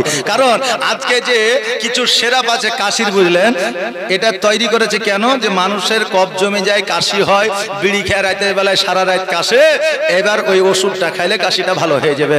ওইটার জন্য কোম্পানি কি করলো, হেলথ ডিপার্টমেন্ট একটা কাশির সিরাপ তৈরি করলো। এখন কিছু বাজে ছেলে আছে, তারা ওই কাশির সিরাপ দিয়ে নেশা শুরু করে দিল। কথা বুঝলেন? হ্যাঁ, এই থেকে ঘুমের ওষুধ তৈরি করেছে কোম্পানি, যে সারা রাত সারাদিন বিজনেস করছে, ব্যবসা করছে, রাত্রেবেলায় মাথা যন্ত্রণা করছে, আরাম করে ঘুম হয় না। একটা বড়ি খেলে সারা রাত আরামদায়ক ভাবে ঘুম হবে। তার আত্মীয় স্বজন কি করছে, 10টা বড়ি একসাথে খাচ্ছে, হাসপাতালে যাওয়া দূরের কথা, পরের দিন কবরস্থানে যাচ্ছে। কথা বললেন না? তা আমরাও অপব্যবহার করছি, কিন্তু কোম্পানি অর্থাৎ বিজ্ঞান কোনোদিন চায় না যে মানুষের ক্ষতি হোক। কথা বুঝতে পারলেন না? বেরাদানে মিল্লাতে ইসলামিয়া। তো যেটা বলছিলাম যে বাচ্চাদের জানার বিষয় অনেক, আমরা শুধু জানাতে পারলে হয়, বুঝলেন না? তো আবার নবী বলতেছে, তখন কিন্তু আপনার রাবিরা বলছে যে 5 বছর 6 মাস, কেউ বলছে না 5 বছর 8 মাস। কথা বুঝলেন? কারণ আমার নবীকে নিয়ে আসছেন মক্কায়। এবার আমার আপনার প্রশ্ন হতে পারে যে হুজুর, তাইফবাসীরা আমরা ইতিহাসে দেখেছি 2 বছর ছেলেদেরকে লালন পালন করতো, তো নবীজিকে 5 বছর কেন করলো? এর মধ্যে কারণ আছে। কারণ ওই 2 বছর পরে ওই মক্কা নগরে একটা ভাইরাস এসেছিল। জি, একটা সংক্রমণ এসেছিল, যেটা আমাদের আমলেও এসেছিল 2020 সালে, করোনা নাকি বলে, সেই আমলেও কিন্তু এসেছিল। তা হালিমা মনে মনে চিন্তা করেছিল, আল্লাহ এই বাচ্চাটিকে দিয়ে দিলে আমার বাড়িতে যদি আবার অবনতি শুরু হয়ে যায়, তা আল্লাহ দিতে যাব, রুলস পালন করব ঠিকই, কিন্তু বাচ্চাটা যেন আমার সাথে আবার চলে আসে। কথা বললেন না? দোয়া করেছিল। তো এবার হালিমা যখন মক্কায় নিয়ে আসলো, তো মা আমিনা বলল, মোহাম্মদকে নিয়ে তাইফে যাও, কারণ এখন একটা ভাইরাস চলছে, যদি আমার সন্তানকে আক্রমণ করে সে রোগী হয়ে যাবে, হ্যাঁ, সে অসুস্থ হয়ে যাবে। অতএব তুমি তাইফে রাখো, যেই দিন এই ভাইরাস দূর হবে সেই দিন তুমি আমার সন্তানকে রেখে যাও। এই জন্য হালিমার বাড়িতে আমার নবীজি 5 বছর 6 মাস ছিল। জোরে বলেন সুবহানাল্লাহ। এবার বাবাজি ভাইরা, আমার নবী মুস্তাফা সাল্লাল্লাহু তাআলা আলাইহি ওয়াসাল্লাম এবার জানার বিষয় মনে মনে আছে, কিন্তু প্রকাশ করে না। আমার হালিমা বলছে, নবী চলো চলো আমরা ওই বাবলা গাছের নিচে একটু আরাম করে নিই, আমরা ওই জায়গায় বসে একটু বিশ্রাম করে নিব। নবী আবার বলতেছে, মা গো, তুমি যদি বিশ্রাম করো তো বিশ্রামের প্রয়োজন থাকলে করতে হবে। এবার হালিমা ওই বাবলা গাছের নিচে যেন আরাম করতে আছে, এইদিকে আরাম করতে গিয়ে যেন ঘুম চলে এসেছে। আমার নবী গুটি গুটি পায়ে আগিয়ে আগিয়ে এসে ওই ঘরের সম্মুখে দাঁড়িয়েছে, আর দরওয়াজায় যেমনই বাবা হাত দিতে যাবে, হাত দেওয়ানি আপনার দরওয়াজাটা খুলে গেছে, আর যেমনই দরওয়াজাটা খুলে যাওয়া অমনি ওই ঘরের মধ্যে সমস্ত মূর্তিগুলা আমার নবীর পায়ের তলে পড়েছে। জোরে বলেন সুবহানাল্লাহ। সঙ্গে সঙ্গে ওই মন্দিরের পুরোহিত আসিয়া আমার নবীজির হাতখানা ধরলো, বলে, বাচ্চা তুমি মূর্তিগুলো কেন ভেঙেছো? বলে, এত বড় বড় মূর্তি আমি বাচ্চা ছেলে কেমন করে ভাঙতে পারি? পুরোহিত বলল, আমি জানি তুমি ভাঙবে না, কিন্তু এই জায়গায় তুমি ছাড়া তো আর কেউ না। অতএব গ্রামবাসী শহরবাসীরা যদি এসে জিজ্ঞাসা করে, আমি জবাব দিতে পারবো না। আজকে তোমাকে আমি বন্দি করে রাখবো, যখন জিজ্ঞাসা করবে আমি তোমার নাম দিয়ে দিও। আরে বাবা, অনেক সময় নিজে দোষ না করিয়া অনেক সময় দোষ ঘাড়ে নিতে হয়, না হয় না? বাচ্চাকালে নিয়েছি, হঠাৎ করে 4 জন 5 জনে আমরা খেলা করছি, এবার কেউ একজন একটা বাচ্চাকে মারি দিয়ে দৌড়ে পালিয়ে গেল। বাচ্চাটা কাঁদছে, ও তো আর বলতে পারছে না যে অমুক মেরেছে সমুক মেরেছে, ও কাঁদিয়ে গেছে। এবার কেউ এসে, তুই একে মারলে? না মারিনি, মিথ্যা তো বলছে, মায়ের কানের পর চাল বাড়ি চাল। বলে বলে না, কিন্তু আসলে ও মারেনি, কেউ একজন মারে চলে গেছে, মানে ওর দোষটা ওকে নিতে হইলে এরকম কিছু দোষ না করে ও ঘাড়ে নিতে হয়। আমার নবী মুস্তাফা সাল্লাল্লাহু তাআলা আলাইহি ওয়াসাল্লামকে নিয়ে গিয়ে একটা ঘরের মধ্যে রেখে দিলেন। এবার হালিমার ঘুম ভেঙে গেছে, দেখে আমার নবী নাই, আমি আমার হালিমা যেন চিন্তায় চিন্তিত। এবার ওই জায়গায় কাউকে জিজ্ঞাসা করার মতো কেউ তো নাই। এবার চলে আসলো আপনার ওই পুরোহিতের কাছে। আসার পরে বলে, পুরোহিত আজকে এই জায়গায় একটা বাচ্চাকে দেখেছো? বলে হ্যাঁ দেখেছি। বলে কোথায়? বলে মূর্তি ভেঙেছে তাই ঘরের মধ্যে বন্দি করে রেখেছি, এই বাচ্চাটি কিনা একবার দেখো। এবার হালিমা যখন ঘরের দিকে লক্ষ্য করে দেখলো, দেখছো ওই বাচ্চাটা আর কেউ না, আমার নবী মুস্তাফা সাল্লাল্লাহু তাআলা আলাইহি ওয়াসাল্লাম। ছুটতে ছুটতে যাইয়া আমার নবীজিকে বুকের মধ্যে জড়ায়া বলে, হ্যাঁ মুহাম্মদ তুমি কি মূর্তি ভেঙেছো? বলে না। এবার পুরোহিতকে বলতেছে, এই পুরোহিত এই বাচ্চাটিকে ছেড়ে যাও, কেন না এই বাচ্চা যখন বলছে ভাঙে নয়, এই বাচ্চা কোনোদিন মিথ্যা বলে না, কাল কিয়ামত পর্যন্ত বলবে না, আজকে মিথ্যা বলে না। বলে আজকে তাইবাসীরা তাকে আল আমিন নামে আখ্যায়িত করেছে। আল আমিন নামের শব্দের অর্থ হলো সত্যবাদী। পুরোহিত রে আজকে বাচ্চাটিকে তুমি ছেড়ে দাও। বলে না না ছাড়া যাবে না। এবার হালিমা কাকুতি মিনতি করে বলছে, আজকে এই বাচ্চাটিকে যদি তুমি ছেড়ে না দাও, আমি মা আমিনাকে জবাব দিতে পারবো না। পুরোহিত বলতেছে, কি নাম বললাম? বলে আমিনা। বলে তবে ছেলের নাম কি? মোহাম্মদ। বলে হ্যাঁ। বলে এর বাড়ি কি মক্কায়? বলে হ্যাঁ। বলে এর দাদার নাম কি? Abdul Muttalib. বলে হ্যাঁ। সঙ্গে সঙ্গে ওই পুরোহিত আমার নবীজির কাছে যাইয়া বলছে, হুজুর গো আমার বেয়াদবি মাফ করবেন, আমার দ্বারা ভুল হয়ে গেছে। আমি তাওরাত ইনজিল জুবুরে পড়েছিলাম, শেষ পয়গম্বর মুহাম্মদ রাসূলুল্লাহ সাল্লাল্লাহু তাআলা আলাইহি ওয়াসাল্লাম জগতের মধ্যে আসবে, ইসলামের প্রচার ও প্রসার করবে, আর ওটাই হবে সত্যের ধর্ম, ওটাই হবে আল্লাহর দরবারে মনোনীত ধর্ম, ওটাই হবে একমাত্র সত্য পথের ধর্ম। অতএব আমি ধর্মটা আমি কবুল করার জন্য আমি নবীকে খুঁজতে আছি।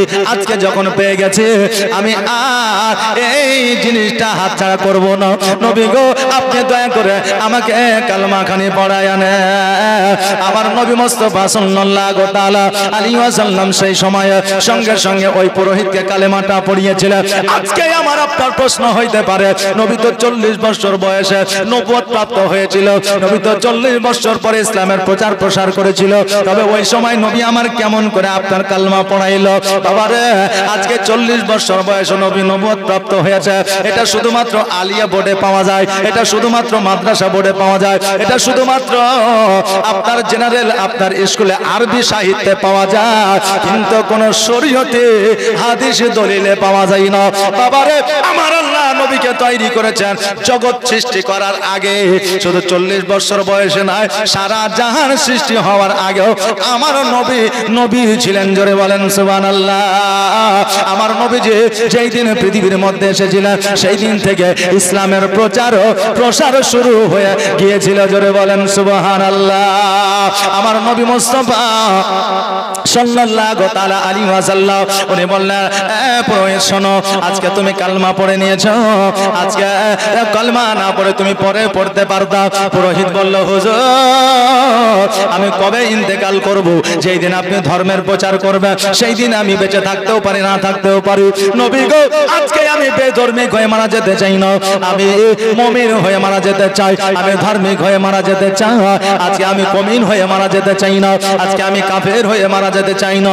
ইয়া রাসূলুল্লাহ আজকে আপনি যখন ডাকবেন আমি তখনই হাজির হয়ে যাব। নবী আমার বলে, পুরোহিত শোনো, আজকে তুমি মুসলমান হইলা, কালেমা পড়লা, অতএব তুমি যদি কোনো বিপদে পড়ো আমি নবী তোমার সঙ্গ দিব। জোরে বলেন সুবহানাল্লাহ। বাবারে আজকে বন্ধু হইয়া বন্ধুকে সঙ্গ দেয় না বিপদের দিনে, আজকে ভাই হইয়া ভাইকে সঙ্গ দেয় না বিপদের দিনে, আজকে বোনের সঙ্গে মায়ের সম্পর্কটা থাকে না বিপদের দিনে। এ বেরাদার আজকে ভাই বন্ধু ব্রাদার তো দূরের কথা, মায়ের পেটের ভাই তো দূরের কথা, কিন্তু বাবা পাড়া প্রতিবেশী যদি কোনো বিপদে পড়ে, ওই পাড়া প্রতিবেশী রাস্তায় অ্যাক্সিডেন্ট করা মানুষকে সহযোগিতা করা, হেল্প করা আমার নবীর সুন্নাত, জোরে বলেন সুবহানাল্লাহ। মানুষ হইয়া যদি মানুষের কাজে না আসতে পারি, আমার নবী বললেন ওই কাজটা ওটা সবচাইতে তোমার অনীহা এবং তোমার জীবনের তোমার কর্মের কোনো মূল্য থাকবে না যতক্ষণ মানুষ হইয়া মানুষকে তুমি সহযোগিতা না করতে পারবে। এই জন্য আগেকার কবিতা যারা করেছে, কবিতার ভাষায় বলেছে, অনেকে গানের ভাষায় বলেছে, অনেকে লালন ফকিরের ভাষায় বলেছে, আমি মানুষ হইয়া জন্ম লইয়া মানুষের করিলাম কি।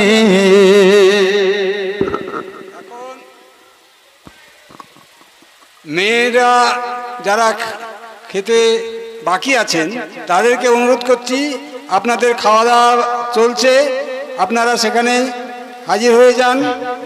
মেয়েদের খাওয়া দাওয়া যাদের হয়ে যাবে তারা কিন্তু দয়া করে যাবেন না, যতক্ষণ আমাদের এই সভা চলবে ততক্ষণ আপনারা অপেক্ষা করবেন।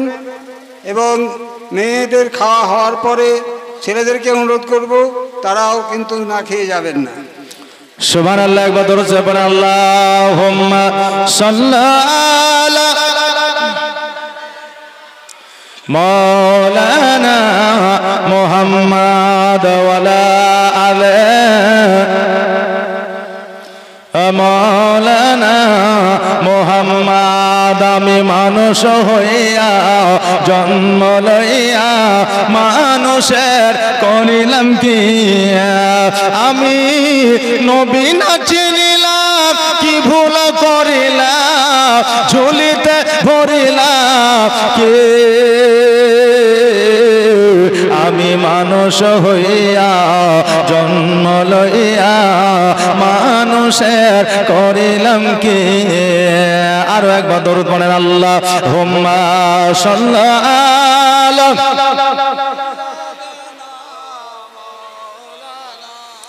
মুহাম্মাদ ওয়া আলা আলি সাইয়্যিদিনা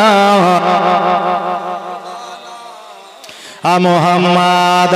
আমার নবী মুস্তাফা সাল্লাল্লাহু তাআলা আলাইহি ওয়াসাল্লাম ওই জায়গা থেকে মক্কায় আসলে আপনার আব্দুল মুত্তালিব রাদিয়াল্লাহু তাআলা আনহু ছুটতে ছুটতে যাইয়া আমার নবীকে আপনার কোলে নিয়ে আর কপালে চুম্বন করে দিলেন। হালিমা বলতেছে, আমি না তোমার সন্তানকে আমি নিয়ে গিয়েছিলাম, আবার তোমার কোলে উঠে দিলাম।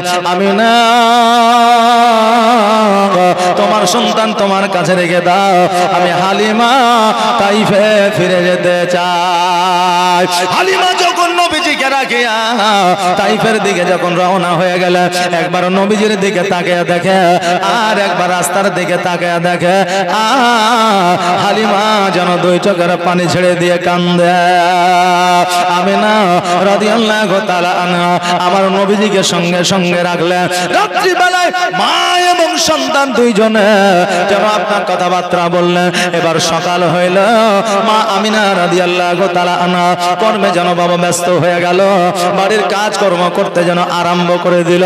বাবারে, আজকে আমরা মা বোনেদের বলি তোমরা বাড়িতে বসে থেকে কি কাজ করো? মা বোনেদের প্রতিনিয়ত প্রতিদিনের যে কাজ আছে ওই কাজ আমার বাপজি ভাইরা করতে পারবে না, আর আমার বাপজি ভাইদের কাজ আমার মা বোনেরা করতে পারবে না। এই জন্য মায়েদের কাছে মায়েদের কাজ খুব গুরুত্বপূর্ণ, বাপজিদের কাছে বাপজিদের কাজ গুরুত্বপূর্ণ। বাবারে, তবে একটা প্লাস পয়েন্ট হলো আমাদের রবিবারের দিন ছুটি আছে, বর্ষার দিনে ছুটি আছে, অতি শীতের দিনে ছুটি আছে, কিন্তু আমার মা বোনেদের সারা বছরে কোনো ছুটি নাই। বর্ষা হইল রান্না করতে হবে, কাপড় কাচতে হবে, শীত হইল রান্না করতে হবে, কাপড় কাচতে হবে, রবিবার হলেও কাপড় কাচতে হবে, রান্না করতে হবে, তাই না বাবা? ওদের ছুটি নাই, কিন্তু আমাদের ছুটি আছে। যার যার কাছে কাজ আছে তার কাছে সে কাজটাই বাবা কঠিন। এই জন্য আপনি কাউকে বলবেন না তোর কাজটা খুব সহজ, আমার কাজটা খুব কড়া। অনেকেই বলে মৌলবীরা যাই ওয়াজ করতে 1 ঘন্টা 2 ঘন্টা ওয়াজ করে এই টাকাটা নিয়ে চলে আসে, কিন্তু 2 ঘন্টা 3 ঘন্টা বকা প্রতিদিন রে বাবা, কত ক্ষতি হয় একমাত্র আমি জানি, আমরাই জানি। এই দেখেন কত ক্ষতি। আপনাদের এখানে একটা ডাক্তার বসে, আব্দুল আজিজ বসে না, যে এই আব্দুল আজিজ আমার খুব ক্লোজ ডাক্তার, মানে খুব কাছাকাছি, বুঝলেন, খুব ভালো একটা সম্পর্ক। তো আব্দুল আজিজের কাছে মাসে না হলে 3 বার আস্থায় ট্রিটমেন্ট করতে কি, আমি মালদায় একবার জালসা করতে গিয়ে হঠাৎ করে অজ্ঞান হয়ে গেলাম, বুঝলেন, মেডিকেলে ভর্তি ছিলাম, তারপরে ব্যাঙ্গালোর চলে গেলাম। ব্যাঙ্গালোরে গিয়ে সমস্ত রিপোর্ট করার পরে সব রিপোর্ট নর্মাল, এখন আমাকে কে খোঁজ দিল যে ডাক্তার আজিজ আছে, ভালো ডাক্তার, একটু দেখে আসো। আসলাম, রিপোর্ট করলো, বলছে যে আপনার একটাই রিপোর্ট করতে হয়, বেশি করতে হয়। কি বলে? ভিটামিন B12 আপনার কম আছে, রাত জেগেছেন, তার জন্য এই ভিটামিনটা কমে গেছে। আমি রিপোর্ট করলাম, দেখে হ্যাঁ ওটাই আছে। বেশি নয়, 3 দিন ওষুধ খেলাম, পুরোপুরি সুস্থ। কিন্তু ব্যাঙ্গালোরে 1,45,000 টাকা খরচা করে এসেছি, কাম হয়নি। তবে সবার হবে না এটা নয়, আমার হয়নি বলে আপনার হবে না তাই হয় নাকি? যে আমার তো এর কাছে হচ্ছে, আপনার তো নাও হতে পারে, তাই না? তো কার ওসিলায় আল্লাহ কাকে সুস্থ করবে একমাত্র আল্লাহই জানে। তো আমি বলছিলাম যে এই দেখেন, কার কখন কোথায় কি হবে বলা কে যাবে না, কারো ওসিলায় কে সুস্থ হবে এটা বলা যাবে না। তো এখন এই যে ডাক্তারেরা ট্রিটমেন্ট করছে, তো একে যদি বলে যে বসে বসে সারাদিনে 50,000 কামিয়ে লিছে, বলা যাবে না। সেও একটা আপডেট, একটা ব্রেন চালায়। একটা মাস্টার স্কুলে প্রতিনিয়ত যাচ্ছে আসছে, তাকেও বলি যাচ্ছে, আর চলে এসছে স্কুলে খিচুড়ি খেয়ে টাকা পেয়ে যাচ্ছে। কিন্তু না, এই যে প্রতিদিন প্রতিনিয়ত সময় মতো স্কুলে যাওয়া, আবার বাড়িতে আসে, এই টাইমটা মেনটেন করা খুব কঠিন, তাই না বেরাদার? তো যে যার কাজে আছে সেই কাজটা তার কাছে কিন্তু কঠিন। আপনার কাছে হালকা হতে পারে, কিন্তু তার কাছে কঠিন। আমার মা আমিনা রাদিয়াল্লাহু তাআলা আনহা কর্মে যুক্ত হয়ে গেছে। আমার নবী মুস্তাফা সাল্লাল্লাহু তাআলা আলাইহি ওয়াসাল্লাম উনি কিন্তু বাবা বাইরে বের হয়ে গেছে, দেখছে বাচ্চারা খেলাধুলা করে আছে। আমার নবীজি ওই বাচ্চাদের সঙ্গে খেলাধুলা আরম্ভ করে দিয়েছে। সন্ধ্যা হয়ে গেছে, কারো যেন খেয়াল নাই, সন্ধ্যা হয়ে গেছে। এবার সকলের আব্বা আসিয়া সকলের বাচ্চাদেরকে যেন নিয়ে যায় কোলে করিয়া, পিঠে করিয়া, কাঁধে করিয়া। নবী আমার বলে, আল্লাহ গো, আজকে আমার 5 বছর থেকে 6 বছর বয়স হয়ে গেল, আমার আব্বা কোনোদিন আমাকে নিতে আসলো না, আমার আব্বা আমার কপালে কোনোদিন চুম্বন করলো না, আমার আব্বা আমাকে কোনোদিন আঙ্গুল ধরে নিয়ে গেল না, আমার আব্বা আমাকে কোনোদিন খাওয়াইয়া দিল না, আমার আব্বা আমাকে কোনোদিন নিয়ে বিছানায় ঘুমাইলো না। আল্লাহ গো, আজকে আমার মাকে গিয়ে জিজ্ঞাসা করব আমার আব্বা কোথায় আছে, আজকে আমার মাকে প্রশ্ন করব। এবার আমার নবী মুস্তাফা সাল্লাল্লাহু তাআলা আলাইহি ওয়াসাল্লাম গুটি গুটি পায়ে বাড়িতে আসলেন। আসার পরে মা আমিনা রাদিয়াল্লাহু তাআলা আনহার যেন বাবা আঁচলখানা ধরেছে, ধরার পরে বলে, মা বলো বলো গো মা, আজকে তোমার কাছে একটা প্রশ্ন করতে চাই। আমিনা বলতেছে, কি প্রশ্ন বলো? বলে, মা গো, আজকে আমার 6 বছর বয়স হয়ে গেল, আমি একটা দিন আব্বাকে দেখলাম না। বলো বলো আমার আব্বা জান কোথায় আছে? যেমন এই কথা শোনা আমিনা রাদিয়াল্লাহু তাআলা আনহার বাবা 2 চোখ দিয়ে যেন পানি ঝরে যায়। আমিনা বলতেছে, আল্লাহ গো, আমার সন্তানকে কেমন করে বলবো তোর আব্বা জগতের মধ্যে নাই? এখন আমার সন্তানকে যদি বলি তোর আব্বা জগতের মধ্যে নাই, মাকামে আব্বাই আরাম করতেছে, আমার সন্তান অঝর নয় না আব্বার জন্য কাঁদবে, আর আমি আমিনা আমার সন্তানের কান্না সহ্য করতে পারবো না। আমিনা বলে, বাবা রে, তোমার আব্বা বাণিজ্যে গিয়েছে, এখনো পর্যন্ত বাড়িতে আসে না। আমার দয়ার নবী মুস্তাফা সাল্লাল্লাহু তাআলা আলাইহি ওয়াসাল্লাম বলে, মা আজকে তুমি যতক্ষণ পর্যন্ত না বলবা আমার আব্বা কোথায় আছে, আমি অতক্ষণ পর্যন্ত তোমাকে ছাড়বো না। আর শিশু নবী কেন্দে কেন্দে মায়ের কাছে কয়, বলো বলো আম্মা জান আমার আব্বা জান কোথায়? শিশু নবী কেন্দে কেন্দে মায়ের কাছে কয়, বলো বলো আম্মা জান আমার আব্বা জান কোথায়?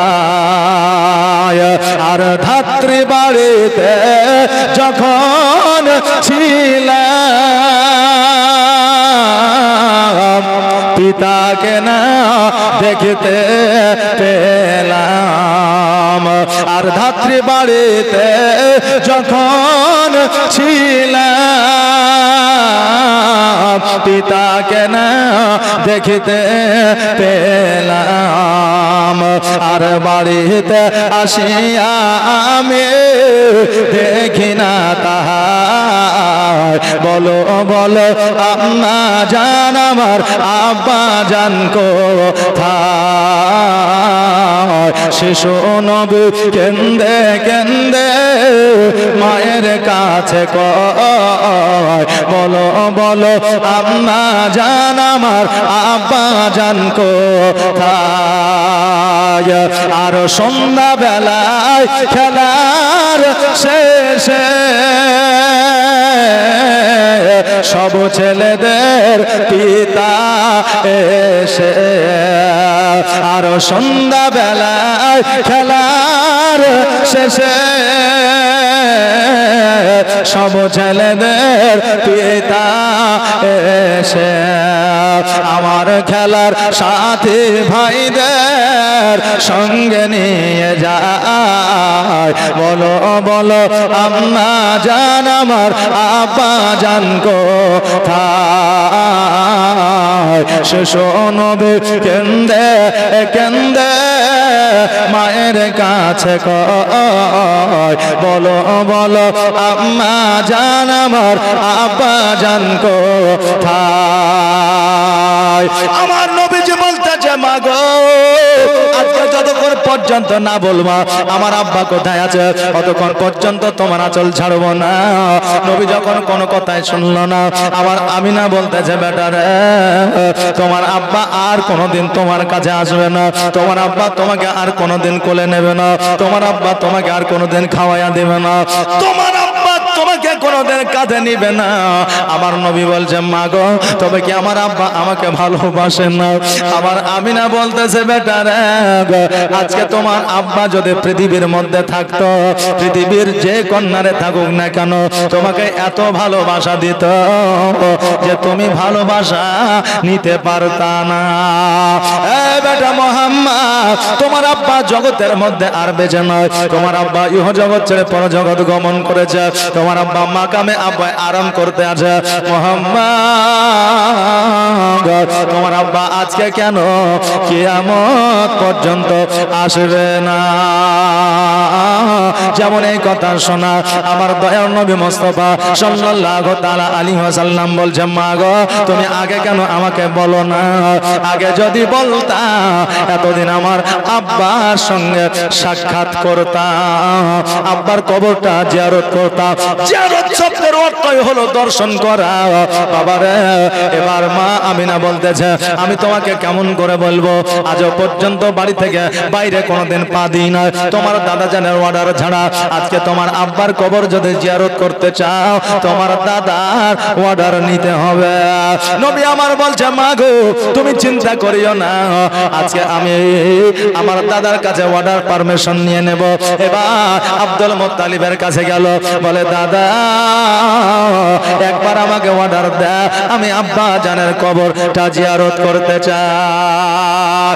আব্দুল মুত্তালিব বলছে পুত্রে আজকে তোমার আব্বা জানের কবর জিয়ারত করতে যাবা ভালো কথা, আমি তোমাকে বাধা দিব না, তবে একটা কথা আমার শুনে যাও, একটা শর্ত মেনে নাও। বলে কি কথা দাদা?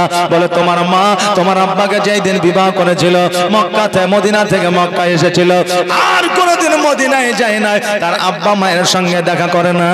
আজকে যখন মাকামে আব্বা যাবা তোমার আব্বার কবর জিয়ারত করতে তার আগে তোমরা মদিনায় যাবা, তোমার নানার সঙ্গে দেখা করবা, তোমার মাকে তোমার নানার সঙ্গে দেখা করাবা, তারপরে মাকামা আবুয়া দিয়া মক্কা শহরে আসবা। নবী আমার বললে ঠিক আছে আমি আপনার শর্ত মেনে নিলাম। এবার সকালবেলা মা আমিনা রাদিয়াল্লাহু তাআলা আনহা আমার নবীজিকে নিয়ে যেন বের হয়েছে। আমার আব্দুল মুত্তালিব কামা ঘরে যেন হিলাম দিয়ে যেন ডুকরে ডুকরে কান্না করতে আছে। আমিনা বলে আব্বা গো আপনি যদি এইভাবে কান্না করেন আমি মদিনায় যাব না, মাকামে আবুয়ায় যাব না। আমার আব্দুল মুত্তালিব বলতেছে আমিনা আমি যাওয়ার জন্য কাঁদি না রে মা, আমি আমার ভাই মুহাম্মদের জন্য কান্না করি, কারণ তাকে আমি এত ভালোবেসেছি। আজকে তোমরা যেই 5 দিন থাকবে আমি ওই 5 দিন পর্যন্ত মুহাম্মদকে না দেখিয়া থাকতে পারবো কিনা এই জন্য কান্না করতে আছি।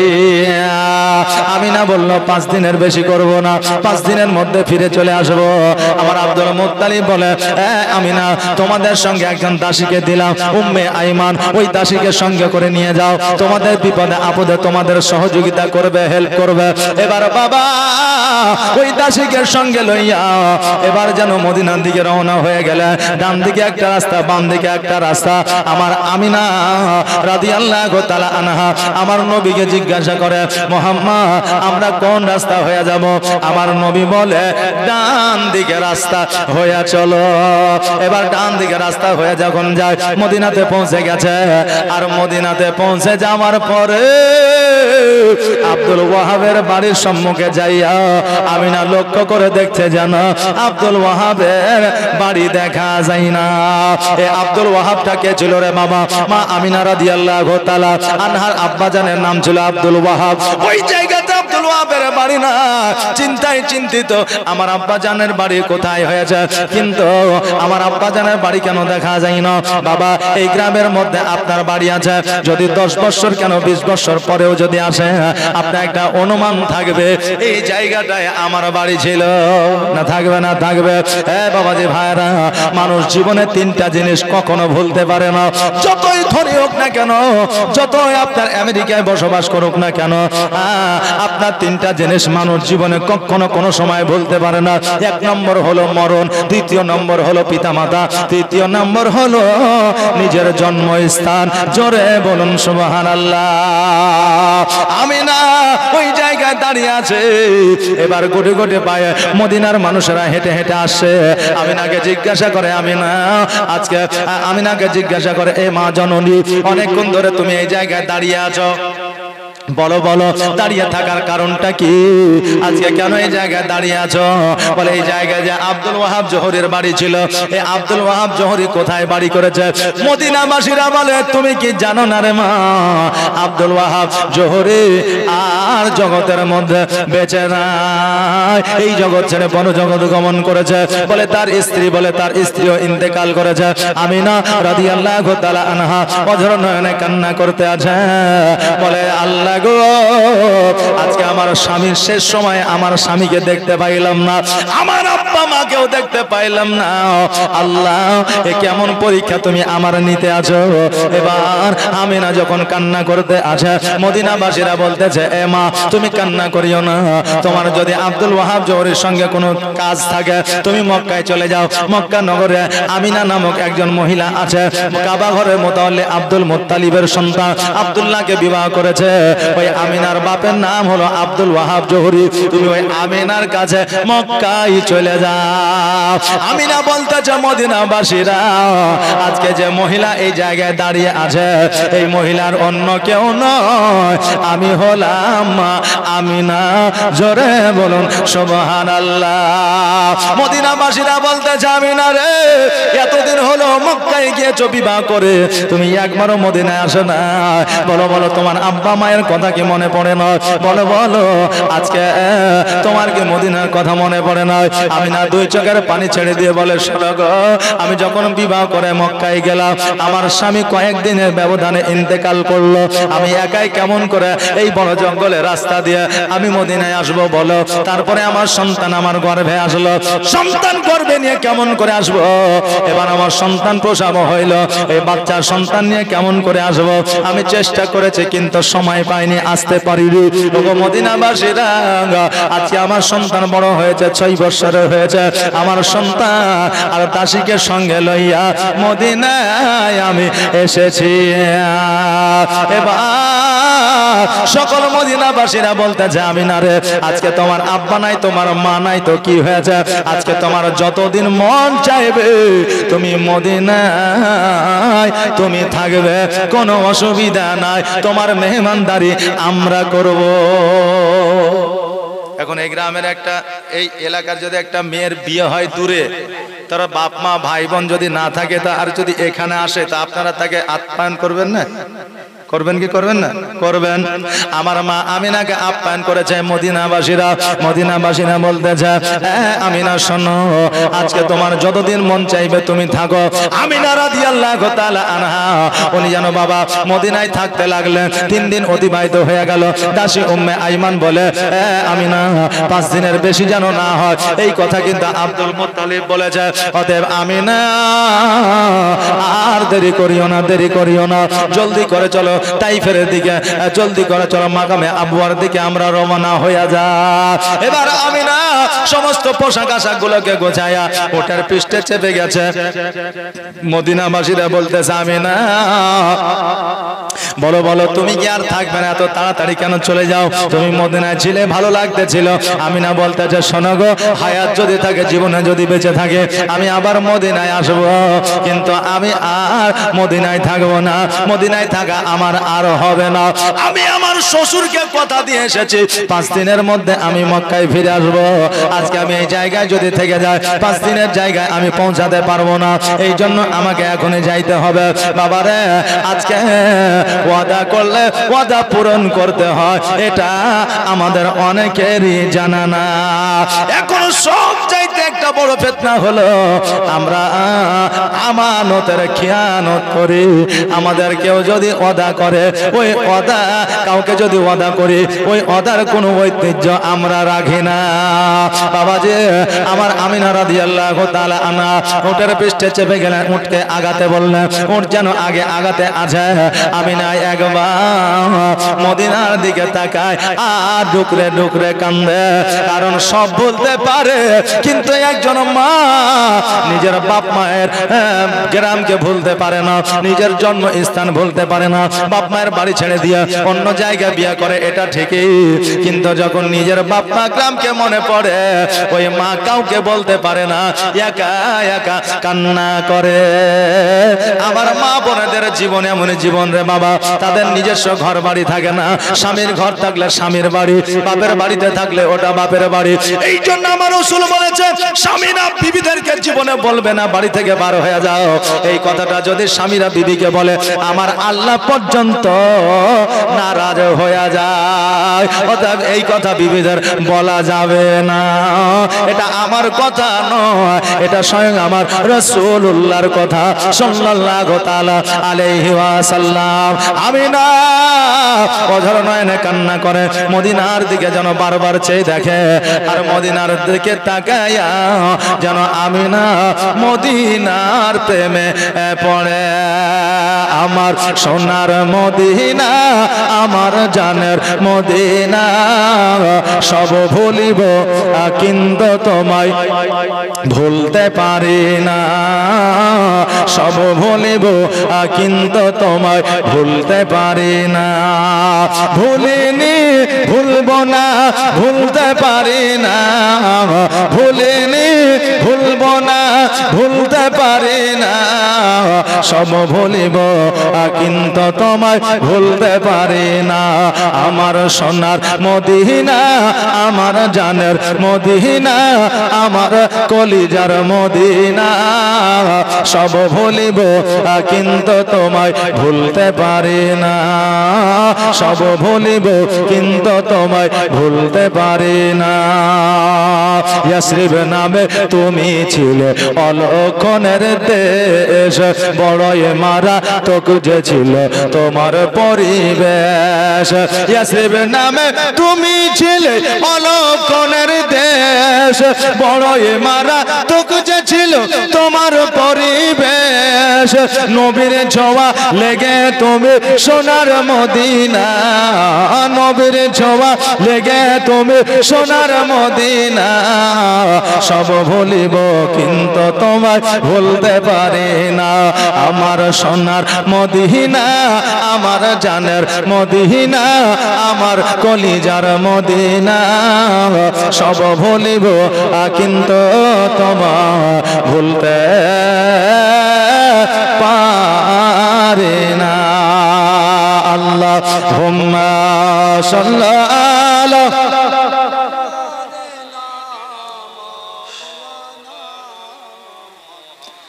ولا على سيدنا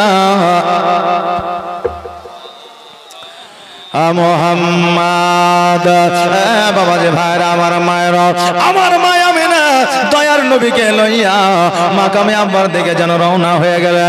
এবার মাকামে আব্বাই যখন পৌঁছে গেলেন, মাকামে আব্বাই পৌঁছে যাওয়ার পরে উটের পৃষ্ঠে থেকে যখন নামতে যাবে রে বাবা, অমনি জানো কোথা থেকে যেন ও জ্বর উড়ে চলে এসেছে। আমি না থরথর করে যেন কাঁপতে আছে, উটের পৃষ্ঠে থেকে যেন নামতে পারে না। আমার নবী বলে, মাগো আজকে তোমার কোন রকমের কষ্ট হয় নাকি মা? কিন্তু মা নিজের কষ্ট বুকের মধ্যে জমা রাখিয়া সন্তান কষ্ট পাবে বলে মা সন্তানকে কষ্টের কথা বলে না। আরে এইরকম মা পৃথিবীর মধ্যে পাওয়া যাবে না। নবী আমার বলেছে, পৃথিবীর মধ্যে টাকা থাকলে পয়সা থাকলে সব কিছু কিনে পাওয়া যাবে, কিন্তু একটা মা কিনে পাওয়া যাবে না। সারা আসমান জমিন যদি বিক্রি করে দাও, মা কিনে পাওয়া যাবে না। সৎ মা হয়তো পেয়ে যাবে, কিন্তু সৎ মা আপন মায়ের মতো কখনো হবে না। আরে বাবা যে ভাইরা, এবার মা কষ্ট কিন্তু আমি না যেন আপনার সন্তানকে বলতে চাই না। আমার নবী বলতেছে, মা গো যদি তোমার শরীর খারাপ হয় চলো বাড়ি ফিরে যায়, আমার আব্বা জানের কবরটা জিয়ারত করো না। আবার আমি না বলতেছে, তোমার আব্বা জানের কবরটা জিয়ারত করতে এসে যাও, তোমার আব্বার কবরটা জিয়ারত করো, তোমার আব্বার সঙ্গে কথা বলে নাও।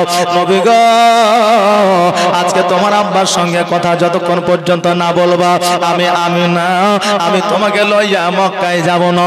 আমি পাবলা গাছের নিচে বসে আছি, তুমি একবার তোমার আব্বার কবরটা জিয়ারত করে আসো। আমার নবী দুই চোখের পানি ছেড়ে দিয়ে বলে, মা গো 6 মাস বয়সে আমার আব্বা আমাকে ফাঁকি দিয়ে গেছে, মা গো আজকে 6 বছর বয়সে তুমিও জানো ফাঁকি দিও না। আমি না বলতেছে, মোহাম্মদ আমি ছাড়া তোমার জগতে আর কেউ নাই, আমি তোমাকে ছাড়িয়া কোথায় যাব বলো? আমার নবীজি আব্বা জানের কবরের কাছে আসে যেন জিয়ারত করতে আছে। ওইদিকে আল্লাহ তাবারাক তাআলা হযরত ইসরাইল আলাইহিস সালামকে বলে, ইসরাইল যাও যাও যাও আজকে আমিনার জানটাকে কবজ করে নিয়ে আসো। ইসরাইল বলে, আল্লাহ গো 6 মাস বয়সে নবীর আব্বা জানের জানটা কবজ করেছে, আজকে 6 বছরে মা আমিনার জানটা কবজ করব। আমার নবী বড় ইতিম হয়ে যাবে, আমার নবী যে মানুষের দ্বারে দ্বারে যাবে, আজকে আমার নবী যে কান্না করবে, আমি কেমন করে আমিনার জানটা কবজ করব? আল্লাহ বলে, ইসরাইল রে আমি আল্লাহ যেটা জানি তুমি সেটা জানো না, আমার অর্ডার আদেশ তুমি পালন করো, যাও যাও যাও আমিনার জানটা কবজ করে নিয়ে আসো। এবার আমিনার কাছে যখন ইসরাইল হাজির হইল, আমিনা ইসরাইল আলাইহিস সালামকে চিনতে পারলে, বলে ইসরাইল রে আজকে কি খবর বলো? বলে তোমার জানটা নিয়ে যাওয়ার জন্য বলেছে। আমার আমিনা রাদিয়াল্লাহু তাআলা আনহা বলতেছে, আমার জানটা প্রাণটা যদি নিয়ে যাওয়ার হয়, আমার নবী আমার কাছে আসার আগে আমার প্রাণখানাকে নিয়ে যাও, কেননা আমার নবী যদি চলে আসে আমিও যাইতে পারবো না, আর তুমিও নিয়ে যেতে পারবে না। বাবা যে ভাইরা, আমার আপনার ছেলে আছে, যখন বাজারে যায়, যখন হাটে যায়, যখন দোকানে যায়, বাচ্চারা কিন্তু পেছা ধরে না, ধরে না? আব্বা আমিও যাব, আব্বা আমিও যাব বলে গিয়ে বলে না।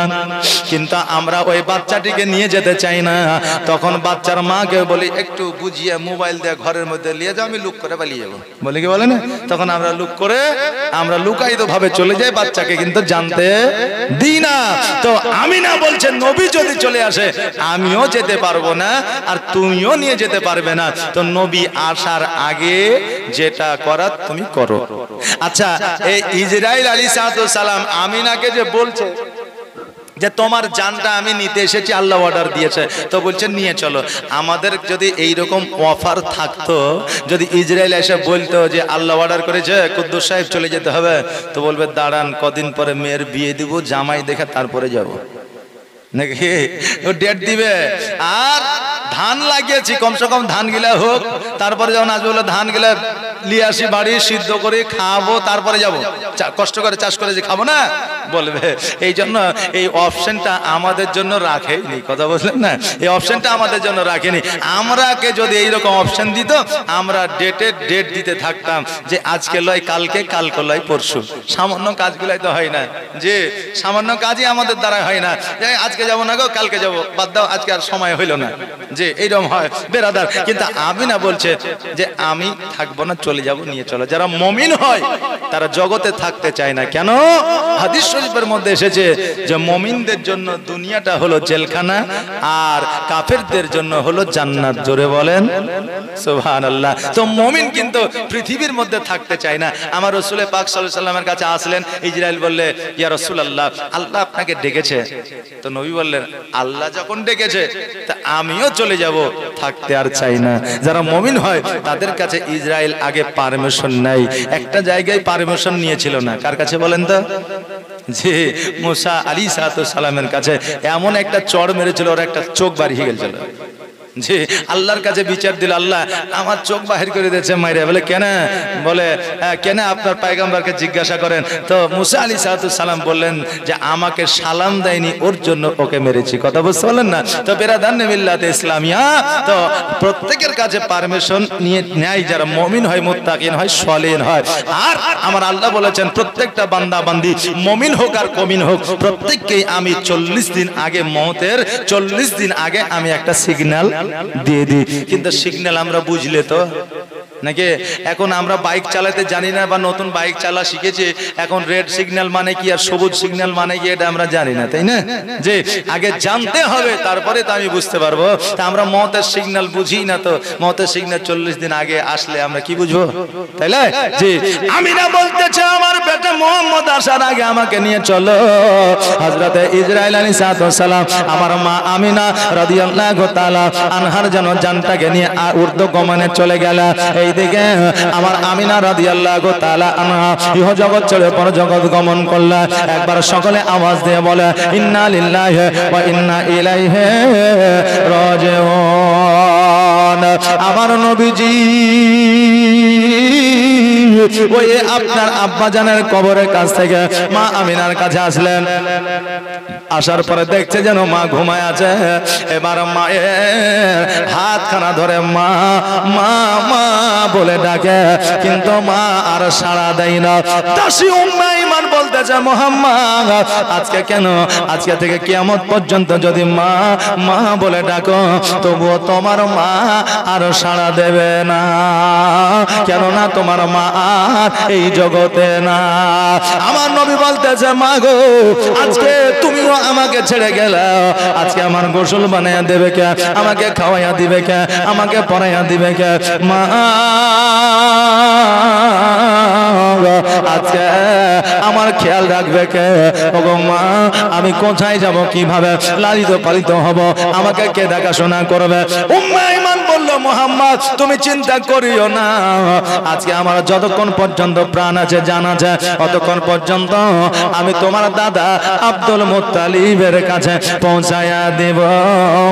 আমার নবী বলে যে আমার দাদা আছে, আমার চাচা আছে, এটা ঠিক, কিন্তু আমার মা যে যত্ন স্নেহ মায়া মমতা দিয়েছে, এই স্নেহ মায়া মমতা পৃথিবীর আর কেউ দিতে পারবে না।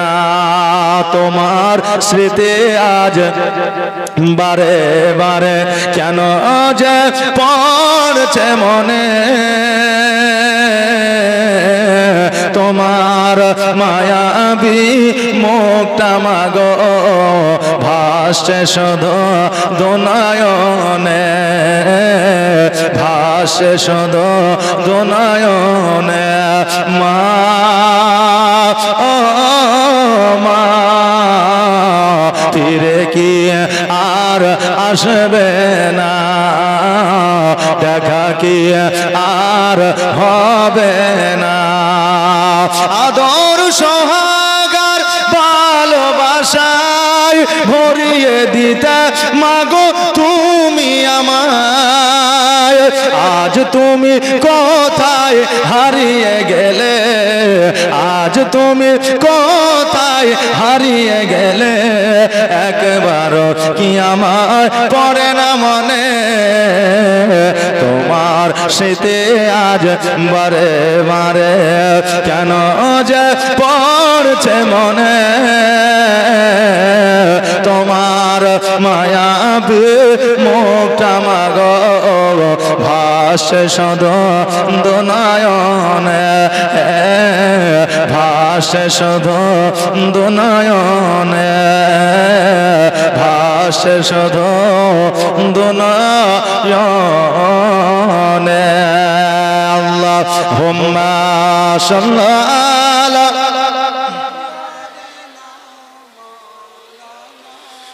মুহাম্মাদ ওয়ালা আলি মাওলানা মুহাম্মাদ আমার নবী মুস্তাফা সাল্লাল্লাহু তাআলা আলাইহি ওয়াসাল্লাম ওই সময়ে তাইফবাসীদের ওই সময়ে মাকামে আব্বার কিছু মানুষকে ডাকলো ডাকার পরে আমিনা রাদিয়াল্লাহু তাআলা আনহার দাফন কাফনের ব্যবস্থা করিল সামনে তাকায় দেখে মায়ের লাশ পেছনে তাকায় দেখে বাপের কবর আমার নবী অঝর নয়নে কান্না করিয়া বলতেছে আমার দাদা আব্দুল মুত্তালিবকে কে দিবে খবর আমার নবী যে আপনার উটের পৃষ্ঠে চাপিয়া মায়ের জন্য কান্না করিয়া করিয়া চোখগুলো আপনার লাল করে নিয়েছে এবার মক্কায় পৌঁছে যাওয়ার পরে আপনার দূর থেকে দেখছে আব্দুল মুত্তালিব যেন কাবা ঘরে হিলান দিয়ে বসে আছে আমার নবীজি 6 বছরের সন্তান ওই উটের উপর থেকে মরুভূমিতে লাফ দিয়া ছুটতে ছুটতে আসে আব্দুল মুত্তালিবের বুকের মধ্যে ঢুকে গেছে আর হাউমাউ করে যেন কাঁদতে আছে আব্দুল মুত্তালিব বলে ভাই রে তুমি এইভাবে কেন কান্না করছো একবার বলো আমার দয়ার নবী মুস্তাফা সাল্লাল্লাহু তাআলা আলাইহি ওয়াসাল্লাম বলছে দাদা তুমি কি বুঝতে পারো না গো দাদা তুমি কি জানতে পারো না তুমি কি আমার মাকে দেখতেছো বলো আমার আব্দুল মুত্তালিব বলছে না না দেখতে পাই না নবী আমার বলে দাদা গো 6 মাসে আমার মাকে আমার আব্বাকে আমি হারিয়েছি 6 বছরে আমার মাকে আমি হারাইলাম দাদা গো তাইফের মধ্যে নয় আজকে মাকামে আব্বাই আমার আব্বাকে দেখতে গেছিলাম ওই জায়গা থেকে আমার মা আর ফিরে আসলো না ওগো দাদা আমি মাকে ছাড়া কেমন করে ঘুমাইব আমাকে কে খাওয়াইবে কে পড়াইবে কে ঘুম পাড়াইয়া দেবে কে গোসল বানিয়ে দেবে ওগো দাদা আমি কেমন করে জীবন যাপন করব হায় রে যার মা থাকে না বাপ থাকে না পৃথিবীর মধ্যে সবচাইতে কষ্টকর ভাবে লালন পালন হইতে হয় তাদেরকে কারণ মা না থাকিলে বাপ না থাকিলে আকাশ থাকার পরেও তাদের উপরে ছায়া থাকে না আমার নবী যে অঝর নয়নে কান্না করে আমার আব্দুল মুত্তালিব বলে এ মুহাম্মদ তুমি কান্না করিও না তোমার কান্না আমি সহ্য করতে পারি না মুহাম্মদ আজকে আমি আব্দুল মুত্তালিব যতদিন পর্যন্ত বেঁচে আছি আমি তোমার কোনো অসুবিধা হইতে দিব না আমার নবী যে তবুও কান্না বন্ধ করে না রাত্রি বেলায় বিছানায় শুয়ে আছে আমার নবী যেন ডুকরে ডুকরে কান্না করে আমার আব্দুল মুত্তালিব বলে দাদা রে তুমি যদি এইভাবে কান্না করো তোমার শরীরটা অসুস্থ হয়ে যাবে তোমার অসুখ বিসুখ হয়ে যাবে তুমি এইভাবে কান্না করিও না নবী আমার বলে দাদা গো আমি মনে করছি কান্না করব না তবু আমার মায়ের কথা মনে পড়ে আমার মায়ের স্মৃতিগুলো মনে পড়ে আর আমার অটোমেটিক যেন কান্না এসে যায় আমার নবী সারা রাত যেন কান্না করেছে সকালবেলা যখন বিছানা থেকে উঠেছে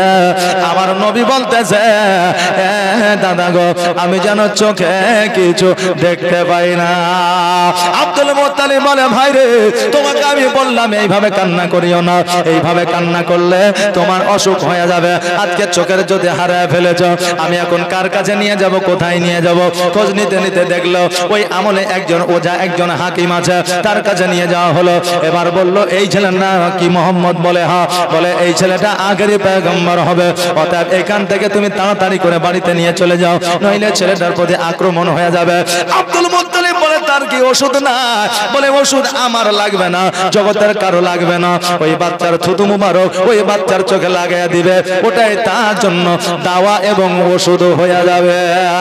বাড়িতে নিয়ে আসলে আমার নবী মোস্তফার থুতু মুবারক আজকে আমার নবীজির চক্ষু মুবারকে দিয়ে দিল।